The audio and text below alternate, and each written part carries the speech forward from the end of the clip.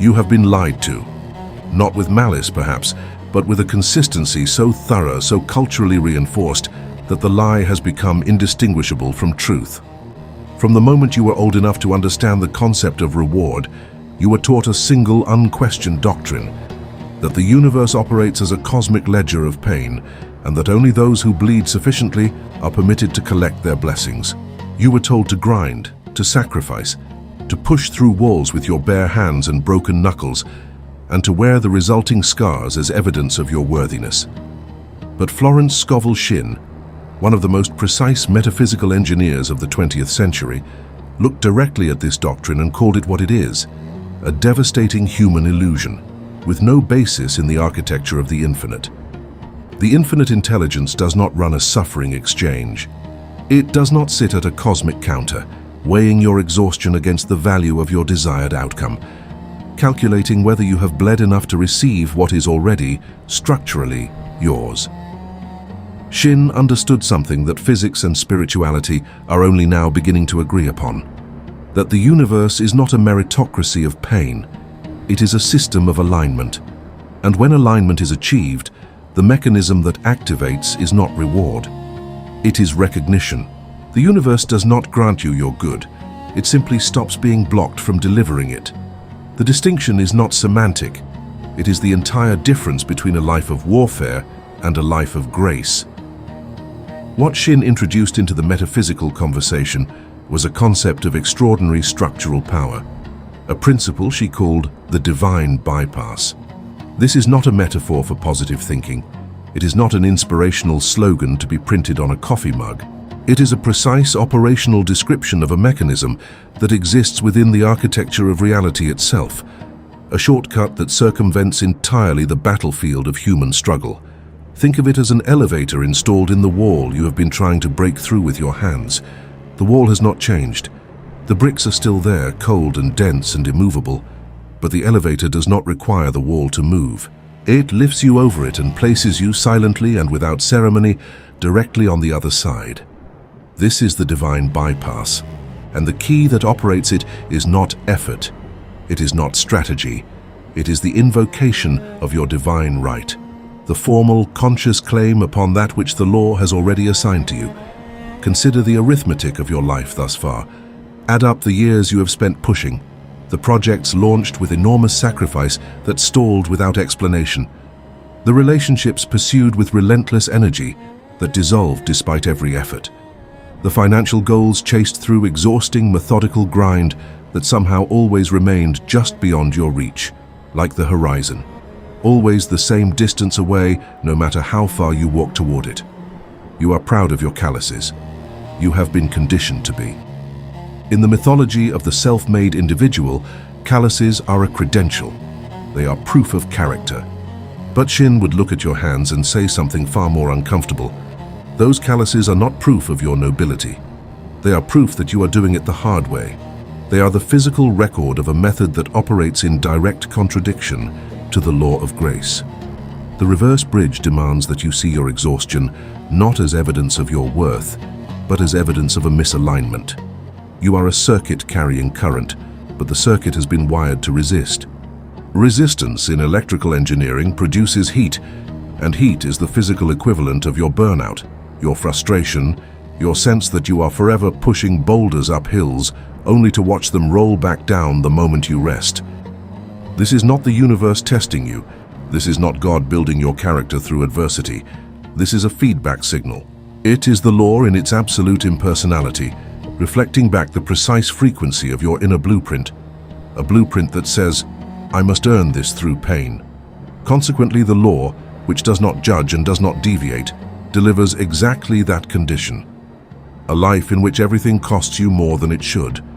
Shinn's promise is not small, and it is not poetic. It is architectural. She promises that the moment you make the decision to drop your ego's obsession with the hard way, the moment you stop treating your suffering as a currency and begin treating your alignment as your access code, the heavy doors of opportunity will swing open on their own hinges. Not because the universe has rewarded your new attitude, but because your new attitude has removed the obstruction that was holding those doors shut in the first place. You stop the exhausting, degrading act of earning your life inch by inch, and you step into a completely different relationship with existence. You stop being a laborer and you become an heir. You stop earning and you start claiming your inheritance, the full, undiminished estate of good that has been waiting, held in trust by the law since before you were born. In this video, we are going to execute what Shinn's principles demand we call the direct claim protocol. We are going to dismantle the machinery of unnecessary struggle with surgical precision, and we are going to replace it with a clean, operational understanding of how to bypass the middleman of human effort entirely and receive directly from the source. We will not be speaking in generalities. We will not be offering comfort. We will be working as engineers of consciousness, examining the blueprint of your current reality, identifying the precise structural errors that are generating your friction, and then installing the correct pattern, the pattern of grace, in their place. This is not a motivational experience.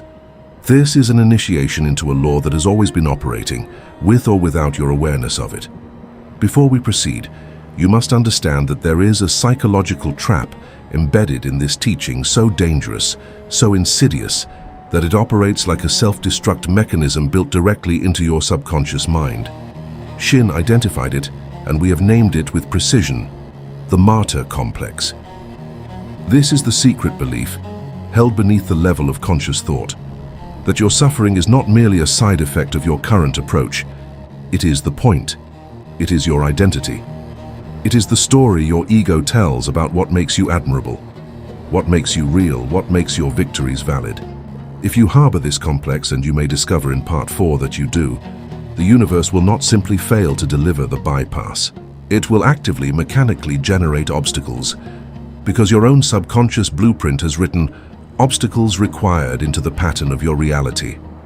We will cure this complex with the precision of a surgeon, but you must first be willing to lie on the table.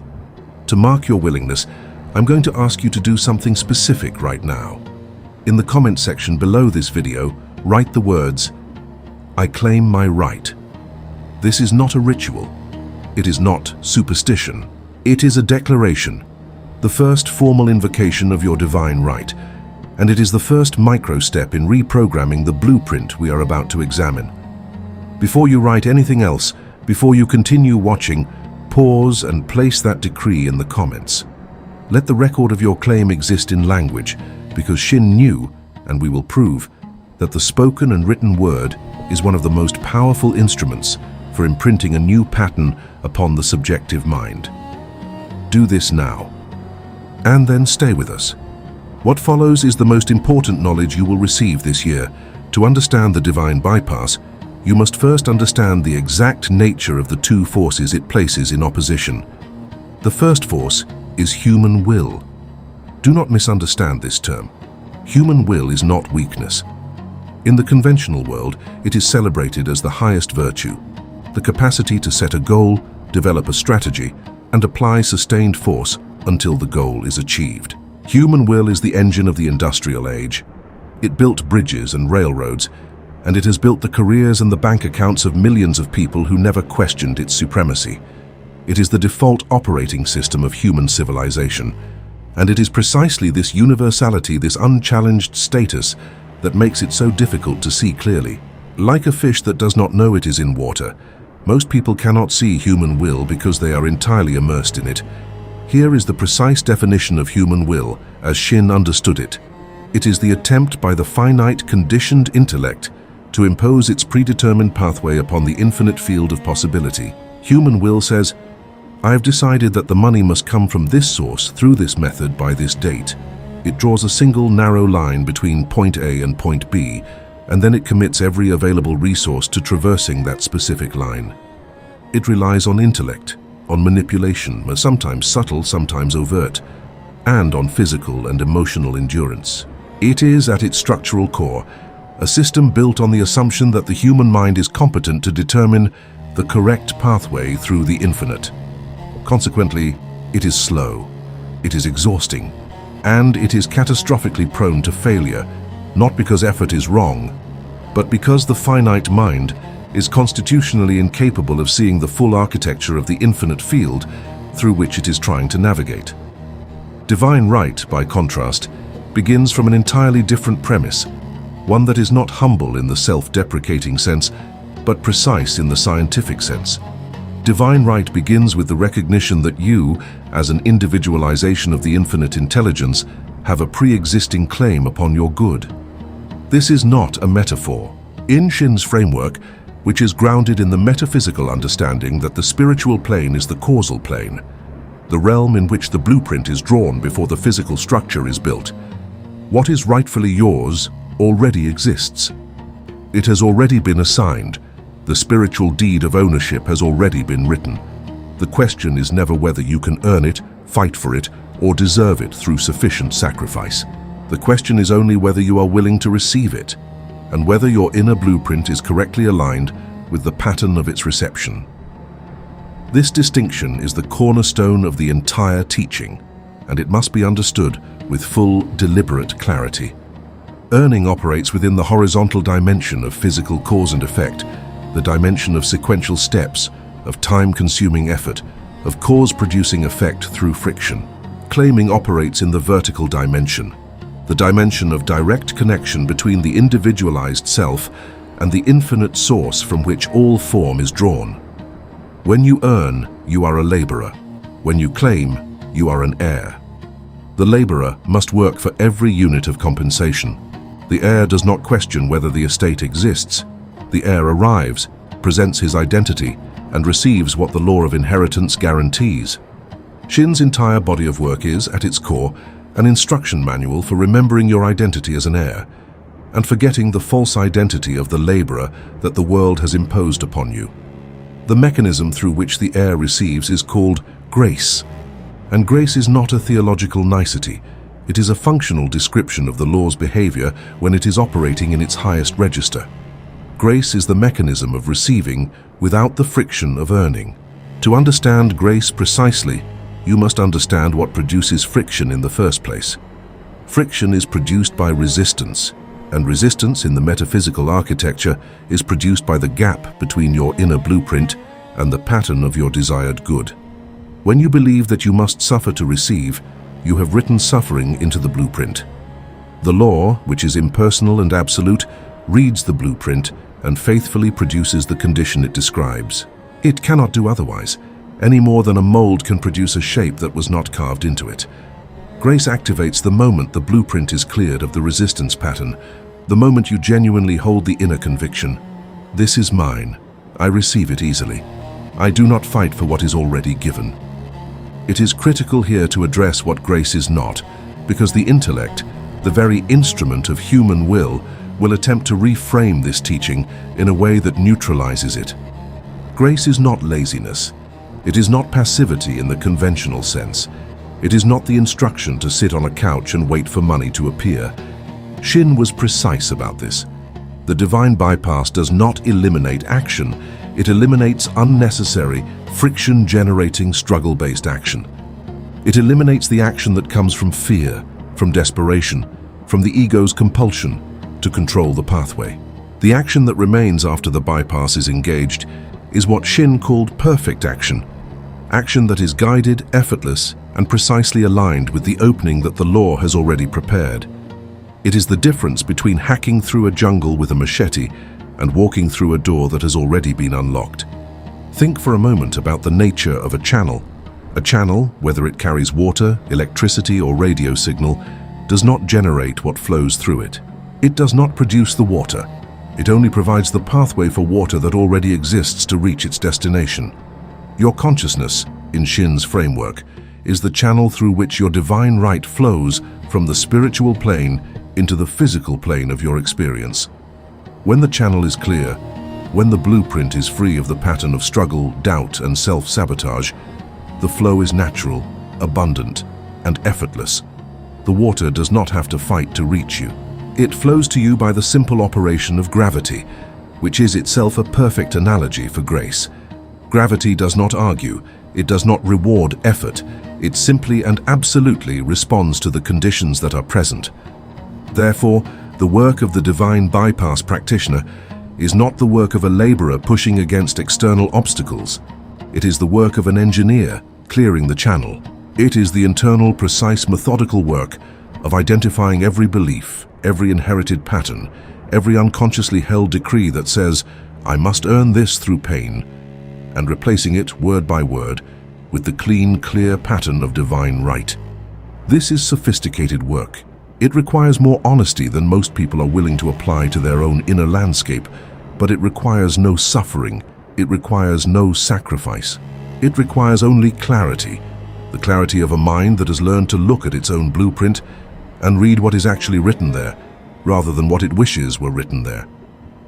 The spiritual plane, in Shinn's understanding, is the plane of first cause. Everything that manifests in the physical world, every circumstance, every relationship, every financial condition, is an effect. The blueprint drawn in the spiritual plane of your consciousness is the cause. This is not mysticism. It is the direct application of the most fundamental law in the universe. Cause produces effect with mathematical certainty.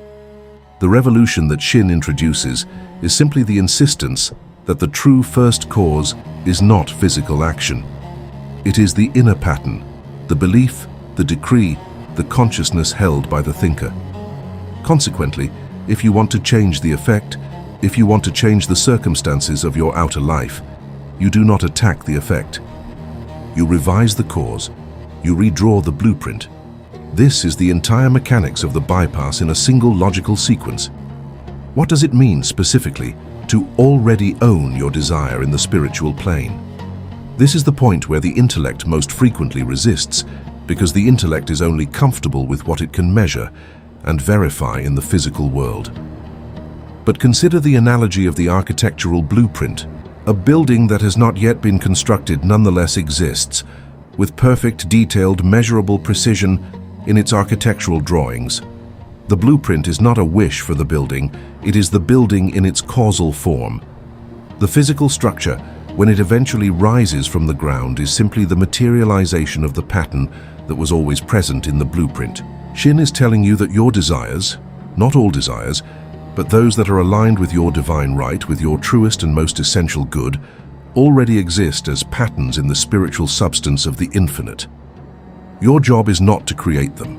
Your job is to recognize them and to align your inner blueprint with the pattern that is already there. This recognition, when it moves from intellectual understanding to genuine inner conviction, is the moment the bypass activates. This is a crucial distinction. You can understand the principle at the intellectual level and remain entirely unchanged. The intellect is extraordinarily good at assimilating new information without altering the deep blueprint at all. True recognition is a shift in the thinker, the center of consciousness that actually generates the pattern. It is the moment when you stop performing confidence and begin operating from certainty. The difference is experiential and unmistakable. Performed confidence is still the architecture of human will. It is still you, forcing an emotional state, working hard to believe. Genuine certainty is the signature of the bypass. It is quiet, stable, and requires no effort to maintain, because it is not being generated by you. It is being received from the infinite field that you have finally allowed yourself to access. The mathematical certainty of this law is both its greatest comfort and its most demanding feature. It is a comfort because it means the outcome is not dependent on your performance, your mood, your circumstances, or the opinions and actions of other people. When the blueprint is correctly drawn, the effect must manifest. The law cannot fail any more than the law of gravity can fail. What the universe has inscribed as your divine right, no human power, no market condition, no competitor, no previous mistake can permanently prevent from reaching you. This is not optimism. This is the structural behavior of a law that operates with complete impartiality and absolute consistency. But it is demanding, because it means that every instance in which your good has not arrived is a precise and accurate reflection of the blueprint you have been holding. The law does not lie. The circumstances of your life are not random. They are the faithful, exact output of the pattern you have been, consciously or unconsciously, encoding in the subjective mind. It follows directly from this that the path to your desired life is not the path of greater external effort. It is the path of greater internal precision. You are not being asked to work harder in the conventional sense. You are being asked to become more exact, more honest about your blueprint, more willing to look at the pattern you are actually holding rather than the one you believe you are holding. Most people who have studied these principles and found them not working have made one of two errors. They have applied the techniques at the surface level without genuinely revising the deep blueprint, or they have continued to work simultaneously in the register of human will, which is the equivalent of trying to drive a car while also in a helicopter. You must choose the register. You must step fully into the helicopter. Half measures do not produce half results. They produce the same results as no measure at all, because the deep blueprint, unrevised, reasserts itself with total authority every time. The invitation, then, is the most radical one that the science of consciousness extends to you. It is the invitation to release your identity as a fighter, a grinder, a self-made warrior who has earned every inch of ground through heroic sacrifice, and to accept, in its place, the identity of the spiritual heir who operates under grace. This is not a degradation of your dignity. It is the restoration of your original dignity, the dignity that was present before the world conditioned you to believe that your worthiness was contingent on your suffering. The blueprint of the heir is not written in the language of struggle. It is written in the clean, luminous language of divine right. This is mine. I claim it now, under grace and in a perfect way. Hold that pattern with absolute consistency, and the law will deliver the blueprint to you with the same mathematical certainty with which it has been delivering your struggle. To make this operational, to give the principle the solid logical armature it requires before you can deploy it, with confidence, we must examine what Shinn's law of grace looks like when mapped against the familiar architecture of physical reality. Consider the following precise analogy, because it is not merely illustrative, it is structurally accurate. Imagine a city at rush hour. Every road leading to your destination is locked in a paralysis of traffic. You are in a car, and the car is the instrument of human will, powerful within its own register, engineered for horizontal movement, entirely competent on an open road. But this road is not open. It is filled with 10,000 other cars, each one also piloted by human will, each one pressing forward by inches, each one consuming enormous quantities of fuel and generating enormous quantities of heat, heat being, as we have already established, the physical signature of resistance. You honk. You calculate alternate routes. You take a side street that turns out to be equally congested. You arrive at your destination 2 hours late, depleted and enraged, and you call this experience effort. You are proud of it. You made it through. Now, step out of the car. Do not fight through the traffic. Do not outsmart it. Do not find a clever alternate route through it. Step out of the horizontal register entirely. A helicopter is waiting. You board it. It lifts. And in the vertical dimension, the dimension that the traffic jam does not reach, the dimension that is structurally immune to horizontal congestion, you traverse the same distance in minutes. You arrive at the exact same destination. Not a different destination, not a lesser one, the identical point on the map. But you have not fought through the traffic. You have not consumed yourself in the friction of the horizontal dimension. You have simply operated in a dimension that the obstacles of the horizontal world do not govern. This is not a fantasy. This is a precise description of what the law of grace does when it is correctly invoked, and it maps with exactitude onto the metaphysical mechanism Shinn described as the divine bypass. The traffic jam in this analogy requires careful examination because it is not your enemies, not your circumstances, not the economy, not the competition that constitutes the traffic. The traffic is the aggregate of all the horizontal effort, manipulation and counter-manipulation that every participant in the human will game is simultaneously engaging in. When you compete for a job through standard channels, you are in traffic. When you try to force a business deal through persistence and pressure, you are in traffic. When you attempt to make another person love you through strategic behavior and calculated demonstrations of worth, you are in traffic. You're operating on the same horizontal plane as every other car, subject to the same congestion, the same delays, the same friction. And the crucial point, the point that Shinn's teaching makes unmistakably clear, is that the traffic does not thin out if you simply become a better driver.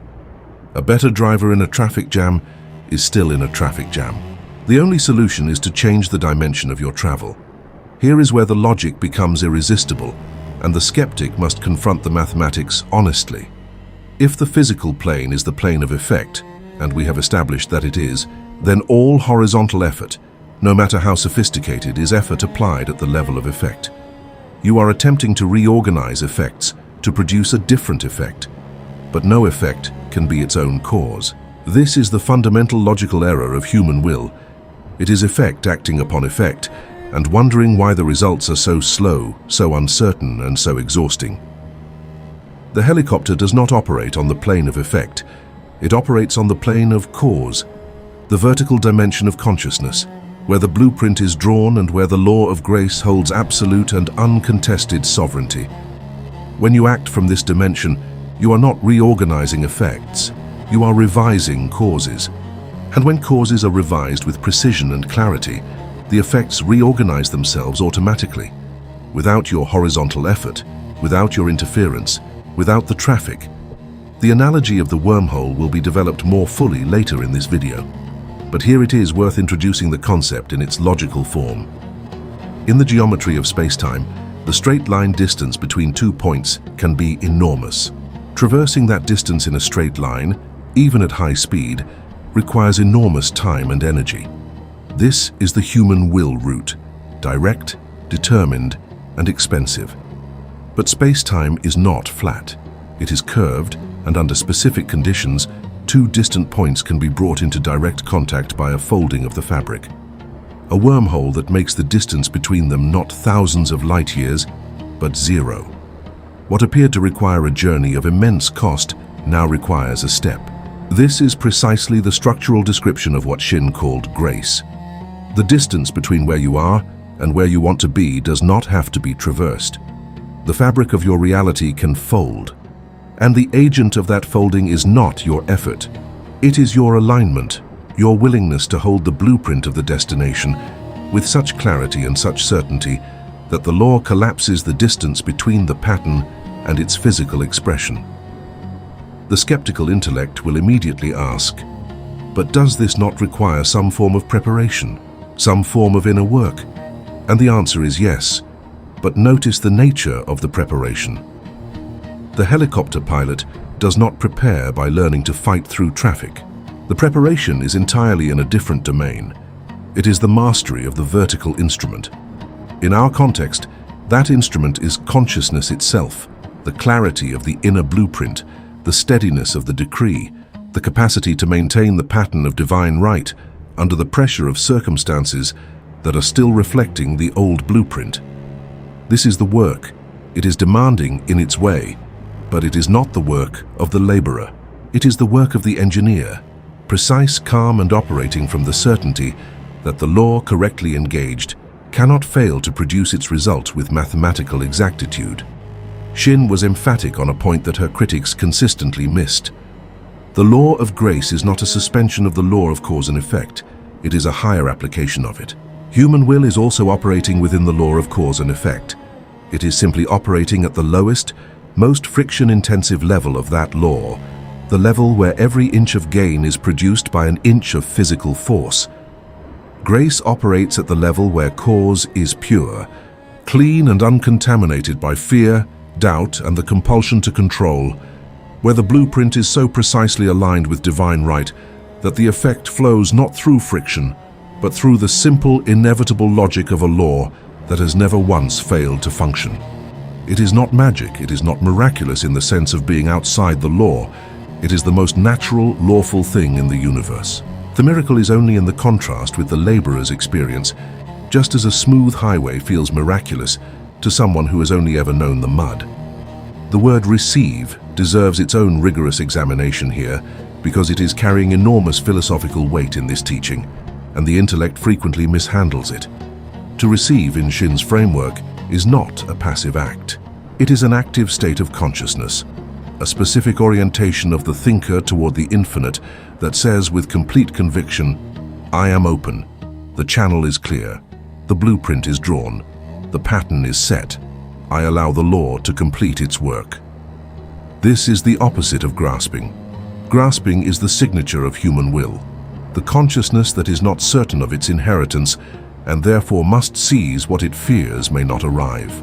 Receiving is the consciousness of the heir who knows that what the law has inscribed as his good is already in motion, and who has the steady, quiet confidence to let the law bring it to completion without interference.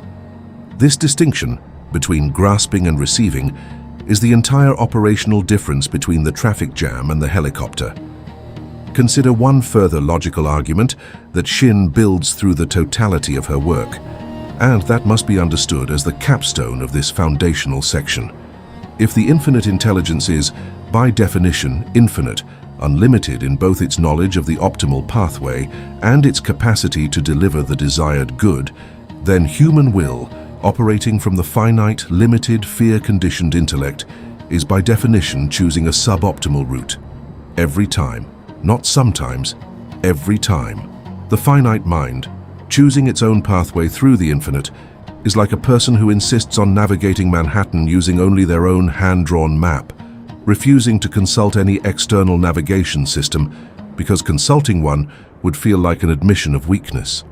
The infinite intelligence knows every open door, every perfectly timed meeting, every synchronicity, every effortless pathway that the finite mind could never see from its limited vantage point within the traffic. The bypass does not merely skip the struggle. It accesses the intelligence that was always capable of delivering your good without the struggle, if only you would stop insisting on driving yourself. The law of grace, therefore, is not an exception to the logic of the universe. It is the deepest expression of that logic. It is the operating system of the infinite running at full capacity, unimpeded by the ego's insistence on controlling the method. When human will releases its grip on the how, when the thinker steps out of the driver's seat and into the helicopter, what activates is not chaos. What activates is a form of order so complete and so intelligent that it appears, from the vantage point of the laborer, to be miraculous. Pathways open that did not exist before, not because the universe has violated its own laws, but because those pathways were always there, visible only from the vertical dimension. Opportunities arrive that could not have been planned, not because they are random, but because they are the precise, lawful output of an infinite intelligence operating at the level of cause, delivering to the correctly aligned blueprint exactly what that blueprint has decreed, in the most perfect and efficient way that the totality of circumstances permits. This is the logical foundation. This is the architecture upon which everything that follows will be built. Human will is a car in traffic, powerful, determined, and operating entirely within the horizontal dimension of effect. The divine bypass is the helicopter, equally real, equally lawful, but operating in the vertical dimension of cause, immune to horizontal congestion, governed by the clean, absolute mathematical certainty of the law of grace. The remainder of this video is a precise instruction in how to step out of the car, board the helicopter, and operate it with the confidence and competence of a master metaphysical engineer. Every step is logical. Every principle is verifiable. And the only cost of entry is the willingness to drop the hammer and trust the law.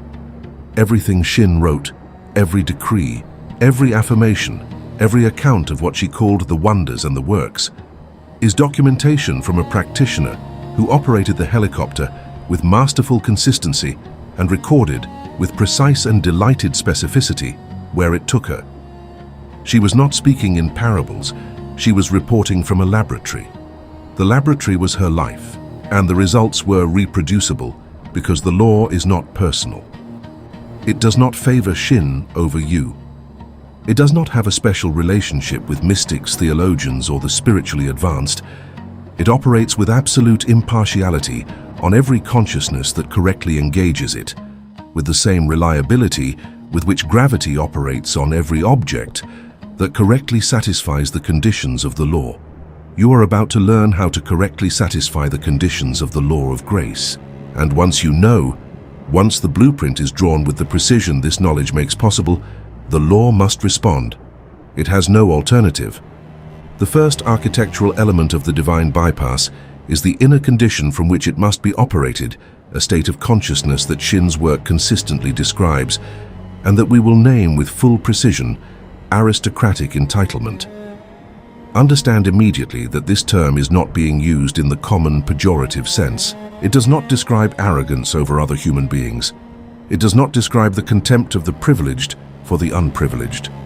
Those are the distortions that human will produces when the concept of superiority is applied in the horizontal dimension, where it degrades into ego and domination. Aristocratic entitlement, as a metaphysical operating state, exists entirely in the vertical dimension. It is not a posture toward other people. It is a posture toward the law, a recognition of your standing as a spiritual being before the infinite intelligence that governs all manifestation. It is, in the most precise language available, the consciousness of royalty in the presence of its own birthright. Consider the structure of the analogy carefully, because its precision is essential to your understanding. A prince who has grown up in the palace, who knows with absolute certainty his parentage and his standing in the order of succession, does not approach the kitchen and beg for his dinner. He does not submit a written application. He does not grovel before the head chef, explaining his need and hoping for a favorable response. He does not demonstrate his worth through an audition. He does not earn his meal through labor. He arrives at the table and expects his meal, not because he is contemptuous of the kitchen staff, but because the structure of the house operates according to a law of inheritance that is not subject to negotiation. His expectation is not arrogance, it is accuracy. He is correctly reading his own position in the architecture of the household, and he is behaving accordingly. This is precisely the inner state from which the divine bypass must be operated. Now apply this with full force to your metaphysical standing. You are not a stranger to the infinite intelligence, petitioning from outside the gates for a share of its abundance. You are in the framework of every genuine mystical tradition, and in the specific language of Shinn's teaching, an individualization of the infinite itself, a specific, unique expression of the one life, the one substance, the one intelligence that underlies all existence. This is not flattery. This is structural description, and it carries structural consequences. If you are an individualization of the infinite, then your relationship to the good of the universe is not the relationship of a laborer to a wage. It is the relationship of the prince to the palace. The good is not something external that you must convince the universe to give you. It is an expression of what you already are, a quality inherent in the nature of the source from which you are constituted. Consequently, your entitlement to your good is not a demand. It is a recognition of the law of your own being. This recognition must be cultivated with deliberate, methodical, unapologetic intention. The world has spent the entirety of your life installing the opposite pattern, the pattern of the beggar, the petitioner, the one who must prove worth before receiving. Every time you were told that you must earn your way, every time your worth was made contingent on your performance, every time you were rewarded for suffering and penalized for ease, the blueprint of the laborer was being etched more deeply into the subjective mind. The prince blueprint was being systematically overwritten by the petitioner blueprint. And the law, which cannot distinguish between a pattern that was consciously chosen and one that was unconsciously conditioned, has been faithfully, impersonally delivering the petitioner's reality. A life in which everything requires more effort than it should, in which doors are always slightly harder to open than they look, in which the good always seems to arrive only after a sufficient quantity of suffering has been paid. To restore the prince blueprint is not a matter of simply deciding to feel entitled. The intellect cannot command the subjective mind to revise its deep patterns through a single act of will.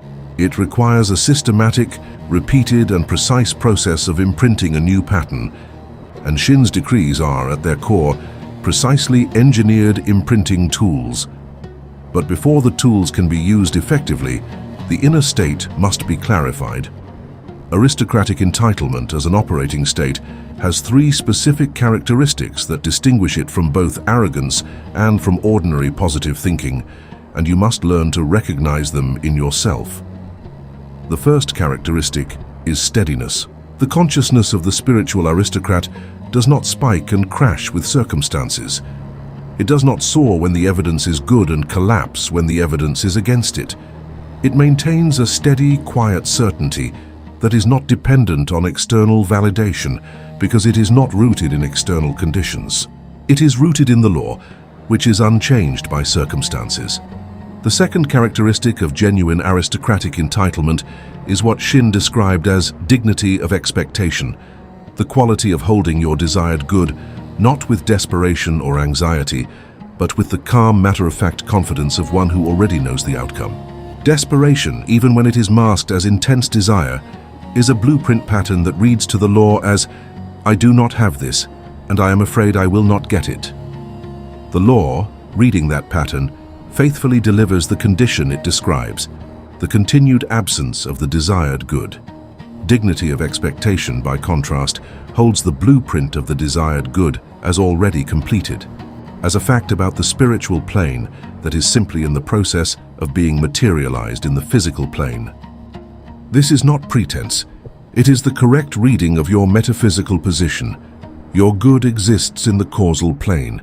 Its arrival in the physical plane is the inevitable, lawful outcome of a correctly drawn blueprint. The third characteristic is what might be called impeccability of standard. The spiritual aristocrat does not accept every circumstance that presents itself merely because it is available. The prince does not eat from the kitchen scraps because he is hungry and the scraps are near. He knows that his table is being set, and he waits for the table. This is critical in the context of the divine bypass, because one of the most common ways in which the bypass is sabotaged is through the acceptance of less than right outcomes out of anxiety and impatience. When you are in the state of aristocratic entitlement, you do not grasp at the near right opportunity because you are afraid the right one will not come. You hold the standard of your divine right with a steady hand, trusting that the law, which has already inscribed your good in the spiritual plane, will bring it to you under grace and in a perfect way. Not an approximate way, not a painful way, but the perfect way. Building this inner state requires daily attention to the blueprint. It requires the consistent practice of examining your self-concept, the image you hold of yourself in relation to your desired good, and revising any element of that image that contains the pattern of the petitioner, the beggar, the one who must earn through suffering. Shinn was relentless in her insistence that the self-concept is the blueprint and that the blueprint is the cause. Whatever you hold as your most fundamental belief about your standing in relation to the infinite, that is what the law will deliver to you. If you believe, at the deepest level, that you are fundamentally a person for whom good is difficult to receive, that abundance is for other people, that ease is not for you, that the universe does not readily favor you, then no technique, no decree, no affirmation applied at the surface level will alter the output. The blueprint at the deepest level is always the cause. The surface application is merely ink on a page that the subjective mind will ignore if the deep pattern contradicts it. Therefore, the preparation for the bypass begins with what Shinn might call the restoration of your spiritual identity, and what we, speaking in the language of the engineer, call the revision of the core blueprint. You must, with methodical honesty, locate every place in your self-concept where the petitioner pattern is operating, and you must replace it, not with a performance of confidence, but with the genuine recognition of your metaphysical standing. You are an heir. The estate exists. The law of inheritance is absolute. No creditor can attach what the infinite has inscribed as your divine right. No competitor can steal it. No mistake, no delay, no detour can permanently prevent what the law has already decreed as yours from reaching you. This is not wishful thinking. This is the logic of a system in which the thinker is the first cause, and in which the law responds to the thinker's pattern with the indifferent, faithful mathematical certainty of a mirror reflecting the face presented to it. Shinn wrote with a clarity that sometimes borders on the clinical, "There is a supply for every demand." This single sentence contains the entire operational logic of aristocratic entitlement. The supply is not contingent on the demand's worthiness. It is not contingent on the demand's history of prior demands, or on the quantity of suffering the demander has endured, or on the social status of the demander. Supply follows demand the way water follows gravity, not as a reward but as a law. The only variable is whether the demand is being made from the correct register. A demand made from fear is not a true demand. It is a petition from a petitioner, and the law reads it as the blueprint it is. I am afraid this will not come. A demand made from the consciousness of divine right, from aristocratic entitlement, is a decree, and the law reads a decree as the blueprint it is. This is mine. The channel is clear. The law delivers. The supply responds accordingly, not because it is generous, but because it is lawful. To operate in the state of aristocratic entitlement is to take full metaphysical responsibility for your reality, not in the self-punishing sense of blaming yourself for everything that has gone wrong, but in the empowering sense of recognizing yourself as the thinker who holds the blueprint. This recognition is simultaneously the most humbling and the most empowering act you can perform. It is humbling because it requires you to acknowledge that the struggle you have endured is, at least in part, a reflection of the blueprint you have been holding. It is empowering because it means that the same mechanism that has been producing your struggle is available, right now, today, to produce your grace. If you are willing to revise the blueprint with the precision and the honesty that the law requires. You are not the victim of your circumstances, you are the architect of them. And an architect, unlike a victim, has the power to redraw the blueprint. The inner condition of aristocratic entitlement is not achieved once and then held forever without effort. It is maintained through daily practice, through the consistent return to the recognition of your spiritual standing, every time the circumstances of the outer world attempt to reinstall the petitioner pattern. Every time a bill arrives that seems impossible to pay, every time a relationship seems to be moving in the wrong direction, every time a door closes with a force that suggests permanence, the outer world is presenting you with a test of your blueprint. It is asking, which one do you believe, the circumstance or the law? The practitioner of the bypass answers without hesitation, the law. My divine right is unaffected by this appearance. The law is reorganizing the pieces. I hold my position. This is not denial. This is the precision of the engineer who knows that the blueprint is the cause and that the appearance is merely a lag, the temporary reflection of the old pattern before the new blueprint has completed its materialization in the physical plane. The prince does not panic when dinner is delayed. He does not abandon the palace and begin scrounging for scraps in the city. He knows the kitchen is working. He knows the meal is coming. He does not need to inspect the kitchen to confirm this. He does not need to advise the chef on the recipe. He simply holds his position at the table, in dignity, in expectation. And he waits, not with the anxious waiting of the uncertain, but with the quiet, assured waiting of the one who knows. This is the precise quality of consciousness you are being asked to cultivate and to hold as you engage the remainder of this protocol. Without this inner state as your foundation, the techniques that follow will be mechanical applications without the animating force of genuine conviction. With it, every step of the direct claim protocol becomes a precise, powerful, law-engaging act, and the law, engaged with precision and conviction, has absolutely no choice but to respond. Every great practitioner of the science of consciousness, from Shinn's era to the present, has confirmed this foundational principle through their own direct experience. The outer life reorganizes in precise proportion to the clarity and steadiness of the inner blueprint. Not approximately, not sometimes, always, and with mathematical certainty. The quality of your conviction is the quality of your cause. The quality of your cause is the quality of your effect. There is no bypass for the blueprint itself. You cannot bypass the bypass, but the moment the inner state is correctly established, everything else in this teaching flows naturally, logically, and inevitably, the way water flows through a channel that has been perfectly cleared.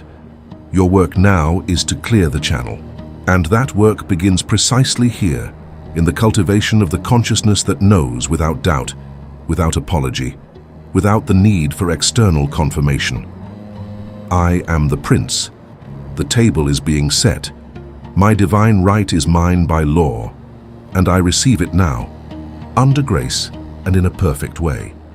With the inner state of aristocratic entitlement established as the operating foundation, You are now ready to learn the specific three-step operational sequence that Shinn's work prescribes for bypassing the mechanism of struggle and receiving directly from the source. We call this the direct claim protocol. It is not a ritual. It is not a ceremony. It is a precise sequential act of consciousness engineering in which the blueprint is revised, the decree is issued, and the channel is cleared, in that exact order. Each step is a distinct operation, and each is indispensable. Omitting or rushing any step produces the equivalent of an incomplete circuit.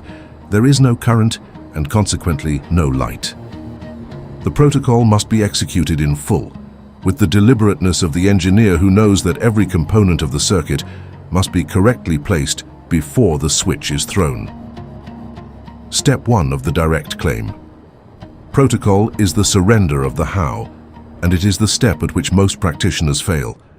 Not because it is technically difficult, but because the ego resists it with a ferocity proportional to how deeply the laborer identity has been established.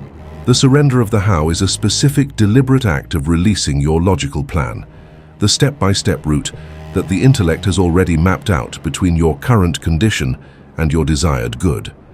The moment you lock yourself into a specific, predetermined pathway, the moment you decide that the money must come from this client, that the opportunity must arrive through this connection, that the relationship must develop through this sequence of events, you have done something precise and catastrophic. You have chosen the traffic jam. You have instructed the infinite intelligence to abandon all the pathways it can see from the vertical dimension and to confine itself to the single, narrow, friction-laden route that your finite mind has selected.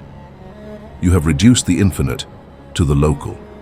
The practical execution of this step is a spoken release, an act of language directed at the subjective mind with full intentionality. The language Shinn's framework prescribes is this: I release the human method. I invoke the divine bypass. This is not an incantation, it is a reprogramming command. By speaking these words with genuine inner conviction, not as a performance, not as a hopeful gesture, but as the precise directive of the thinker to the subjective law, you are formally withdrawing your instruction set from the horizontal dimension and redirecting it to the vertical. You are telling the deep blueprint. The path is not mine to specify. The law knows the path.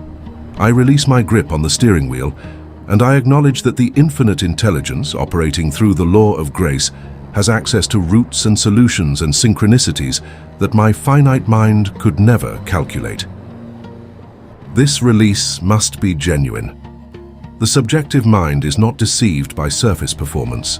If you speak the words while inwardly still clinging to your specific plan, the blueprint remains unchanged and the traffic jam continues. Step 2 is the decree of right, the formal spoken invocation of the blueprint of your divine right. This is the heart of the protocol, and it must be understood in its full operational weight.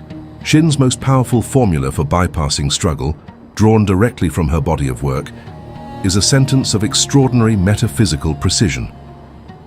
I demand that which is mine by divine right. It comes to me under grace and in a perfect way. Each word of this decree is load-bearing, and each must be understood. I demand, not I request, not I hope, not I wish. Demand is the language of the heir making his claim, not the petitioner making his plea. It is the consciousness of the prince arriving at the table. It is aristocratic entitlement in its verbal form, that which is mine by divine right. This phrase is the acknowledgement that the good being claimed is not something the speaker is attempting to take from the universe. It is something the universe has already assigned, and the decree is simply the formal act of claiming it.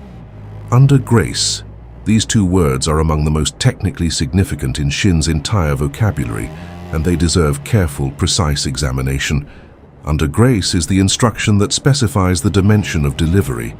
It is the explicit rejection of the horizontal route, the fearful route, the pain-saturated route, the route that costs more than it should.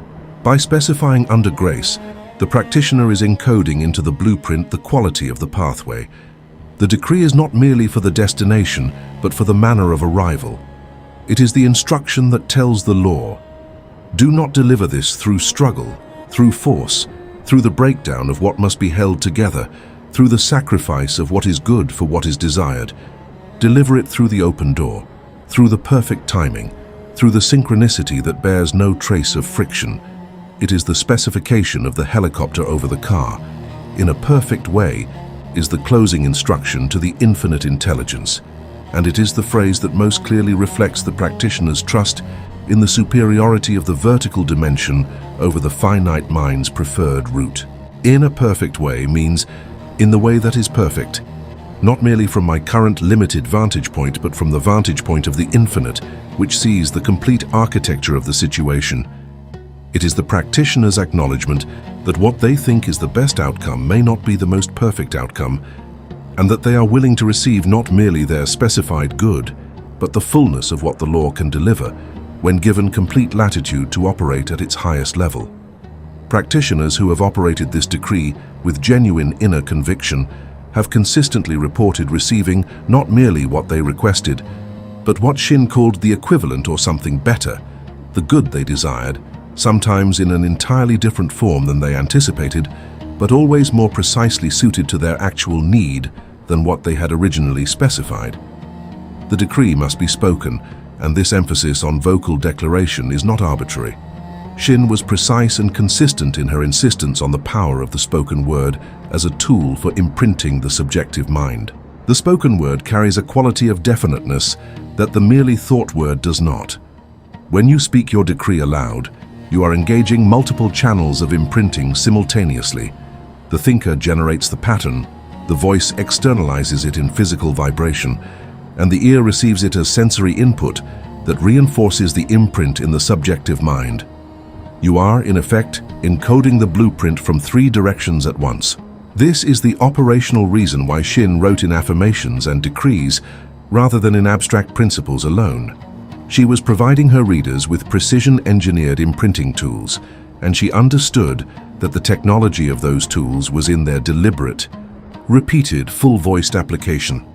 After the decree of right has been spoken with full conviction and genuine inner alignment, after the blueprint has been revised with the pattern of divine right and the infinite intelligence has been given its precise instruction set, you arrive at the third and final step of the protocol, and it is perhaps the most counterintuitive step for the practitioner trained by human will. Step 3 is the stand aside, and it is the instruction that Shinn draws directly from the scriptural language she frequently invoked. Stand still and see the salvation. To stand aside is not to become passive in the conventional sense. It is to become deliberately, consciously, strategically non-interfering. It is the act of removing the ego from the pathway that the law is now organizing, so that the law can function without the obstruction of the very will that made the invocation necessary in the first place. Here is the operational test of whether you have genuinely executed the stand aside, and it is a test that can be applied to any situation with immediate clarity. If a door seems locked, do not pick the lock. If a business deal is not flowing naturally, do not apply additional pressure. If a person is not responding, do not increase the frequency or the intensity of your approach. If a pathway seems to require force, any form of force, physical, emotional, or social, it is not the divine bypass. It is the traffic jam in a different lane. The signature of the bypass is effortlessness.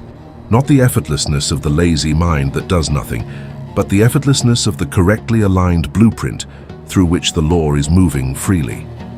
When the law is moving through a clear channel, the pathway feels like following a current, not pushing against one. Opportunities arrive at the right moment. Doors open before you reach them. The pieces assemble with a precision that the finite mind could never have engineered deliberately. The stand aside requires one specific form of vigilance that must be named precisely, the vigilance against helping. This is Shinn's term, and it is surgically accurate. After the decree has been made, after the law has been invoked, after the blueprint has been revised, there will arise in the practitioner almost inevitably the impulse to begin helping the process along, to make one more call, to send one more message, to engineer one more coincidence, to subtly maneuver one more piece into the position you believe it should be in.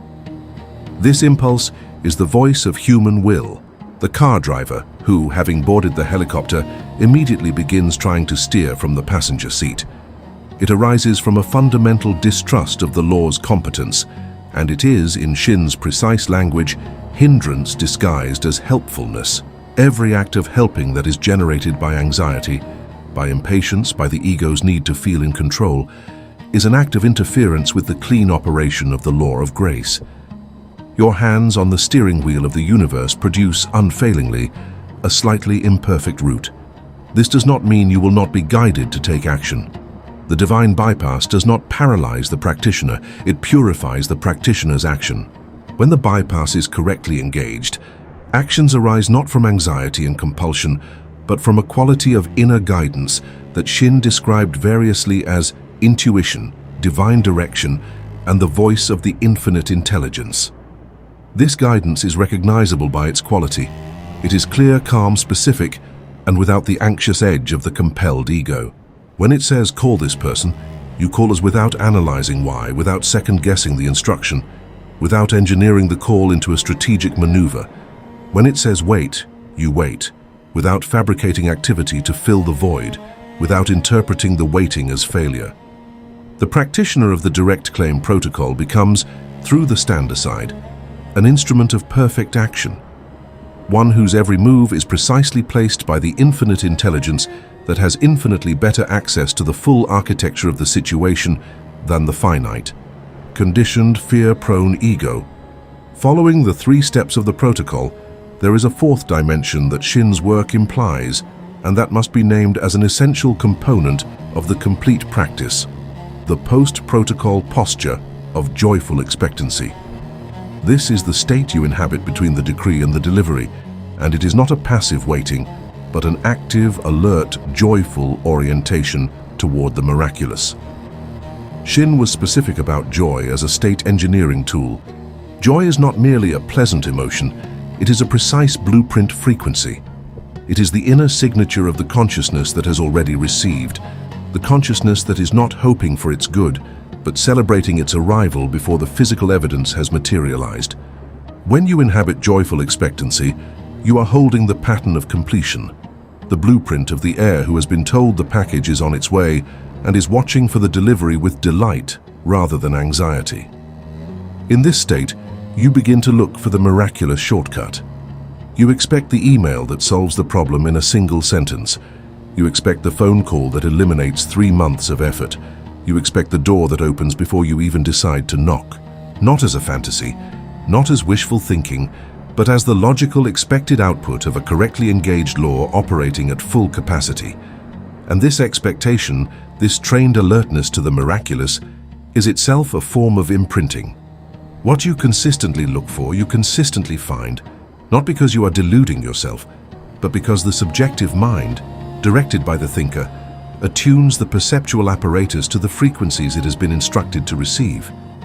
Joyful expectancy is the antennae correctly oriented. The signal has been transmitting the entire time. You are finally precisely tuned to receive it.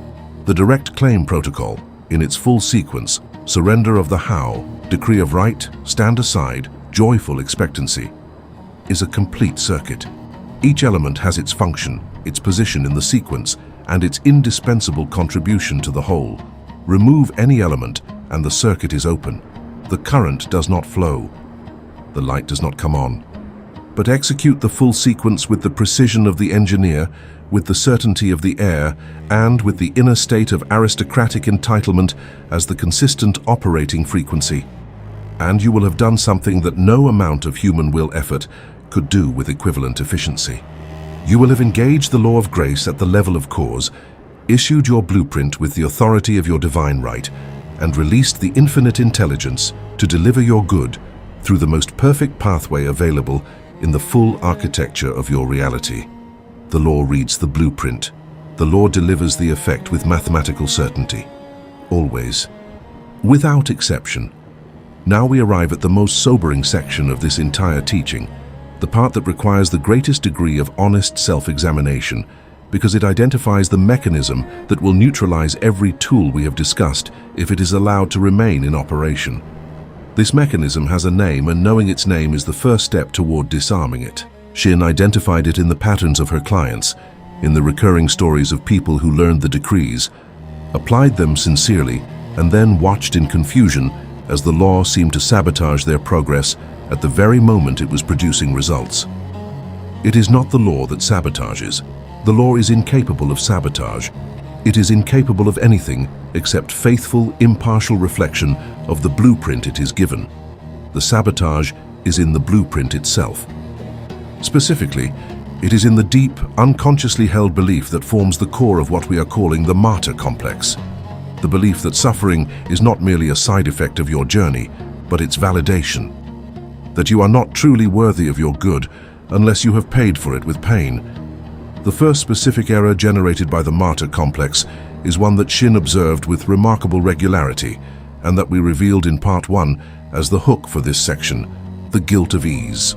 This is the precise mechanism by which the Martyr Complex destroys the divine bypass at the moment of its greatest success. The scenario unfolds with a consistency that approaches the diagnostic. You apply the protocol. You make the decree. You stand aside. And then, to your own amazement and with a speed that defies your previous experience of how things work, things begin to move. A door opens. Money arrives through an unexpected channel. An opportunity materializes without any of the effort you had anticipated would be required. And at this precise moment, this moment of effortless delivery, which is the signature of the law operating correctly, the Martyr Complex activates its most insidious weapon. You feel guilty. The guilt is subtle, but it is unmistakable once you have learned to identify it. It manifests as thoughts that are instantly recognizable when they are named. This is too good to be true. I didn't do enough to deserve this. It will probably fall apart. Something this easy can't be legitimate. Other people had to work so much harder for the same result. These are not expressions of humility. They are the Martyr Complex, reading the ease of your delivery as evidence of illegitimacy. Because the deep blueprint says, my good must be earned through suffering, and if it has not cost me enough, it is not real, or it is not mine. The subjective mind, which cannot evaluate the emotional content of a blueprint, which cannot distinguish between a conscious decree and an unconscious belief, reads this guilt as an instruction. Produce more suffering. The current conditions are incorrect, and it obeys. With mathematical certainty, it begins to reorganize the circumstances to produce the suffering that the blueprint has decreed is necessary for the practitioner to feel comfortable with their own good. This is the mechanism Shinn identified and warned against with a specificity that borders on urgency, the self-sabotage that is activated not by failure, but by success. The practitioner who has not disarmed the Martyr Complex will receive the blessing and then unconsciously systematically dismantle it, picking a fight that causes the relationship to collapse, making a reckless decision that loses the money, creating a drama that destroys the opportunity. And they will blame the law or blame their technique, or conclude that they are somehow not sufficiently spiritual to hold the bypass open. But the law has not failed. The blueprint has not been fully revised. The Martyr Complex is still operating at the deepest level, and it is still writing the same instruction into the pattern. Ease is not for me. Struggle validates my worth. The good that arrives without suffering is suspicious. Until this belief is identified, confronted and deliberately replaced with the recognition that ease is not a moral failure, but your natural state. The blueprint of the heir, not the laborer. The bypass will be activated and then immediately self-corrected back to the traffic jam. The eradication of the guilt of ease is not a matter of willpower or positive thinking applied at the surface. It requires the kind of honest, unflinching self-examination that most people prefer to avoid, because it means looking directly at the places where you have structured your identity around your suffering. It means asking, do I define myself by my hardships? Do I tell my story primarily as a series of obstacles overcome? Do I feel a subtle pride in the difficulty of my journey that would be threatened if the journey suddenly became easy? These are not comfortable questions, but they are precise diagnostic questions, and the answers, if given with genuine honesty rather than with the ego's preferred self-image, will tell you exactly where the martyr blueprint is most deeply etched. And once located, it can be systematically replaced. The replacement command in Shinn's framework is precisely stated: ease is my natural state. I release the belief that pain equals nobility. I accept my good joyfully, effortlessly, and without guilt. I am the heir. This is mine. I receive it now. The second critical error of the Martyr Complex operates by a different mechanism, but with equally destructive precision. It is what Shinn called helping the universe. And it is, in its operational reality, a direct violation of the stand aside. Here is the anatomy of the error. You have made the decree.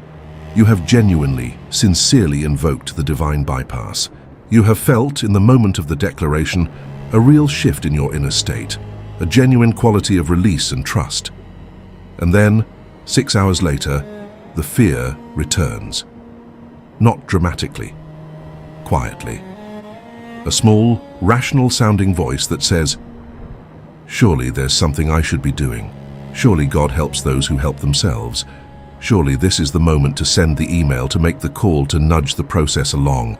After all, I don't want to be passive. I don't want to just sit around waiting."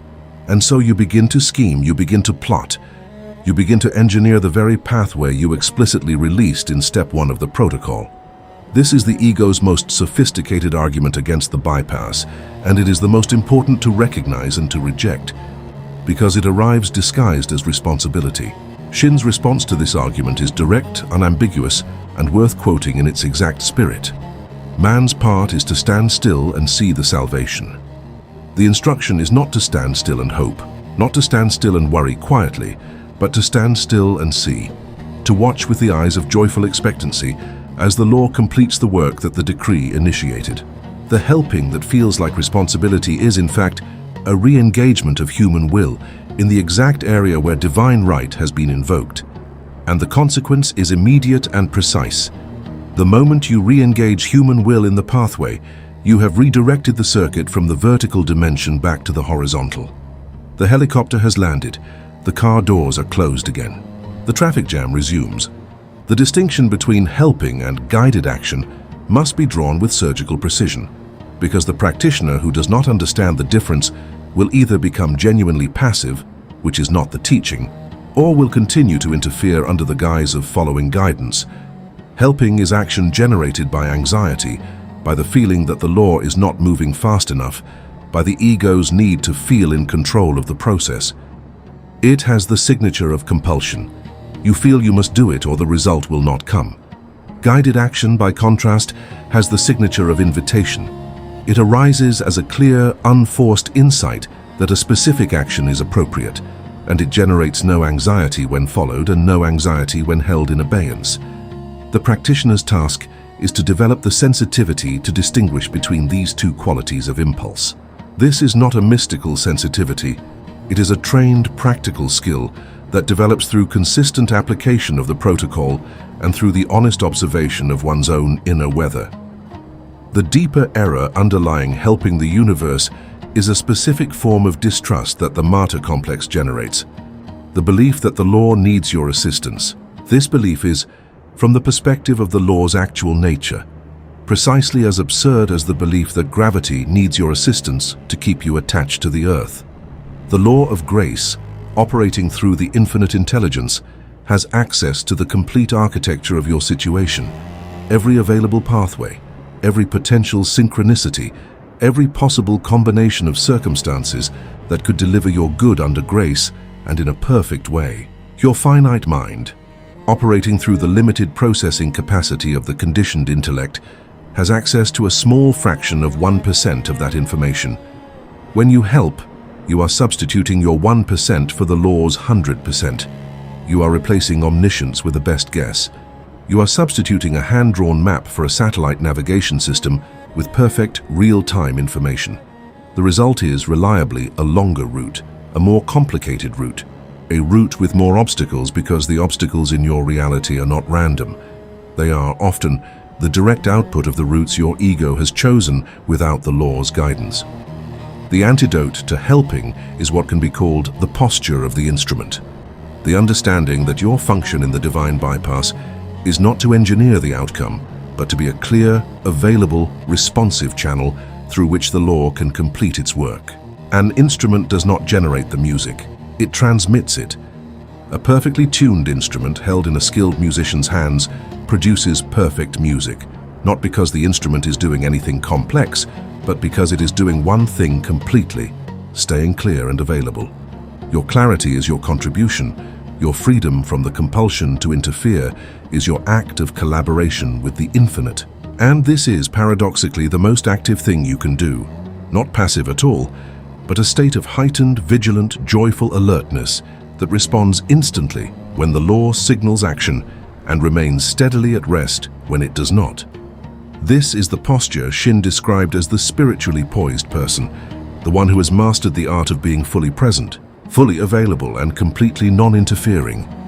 The Martyr Complex, in its fullest expression, is a complete worldview, a narrative about the nature of existence, the meaning of effort, and the relationship between worthiness and pain that has been assembled brick by brick over the course of your entire life. It is not disassembled in a single session. It requires the same kind of systematic, methodical, repeated revision that was used to install it, applied with the same consistency in the opposite direction. Every time you notice the guilt of ease arising, you interrupt it with the blueprint command. Ease is my birthright. I am the heir. Every time you notice the helping impulse arising from anxiety rather than from genuine guidance, you pause, breathe, and return to the stand aside. Every time the narrative of the noble sufferer attempts to reassert itself, every time the ego tries to reclaim its identity as the warrior of hard work, you replace it, firmly and without drama, with the identity of the prince who knows that the table is being set and that the meal is as certain as the law that inscribed his right to it.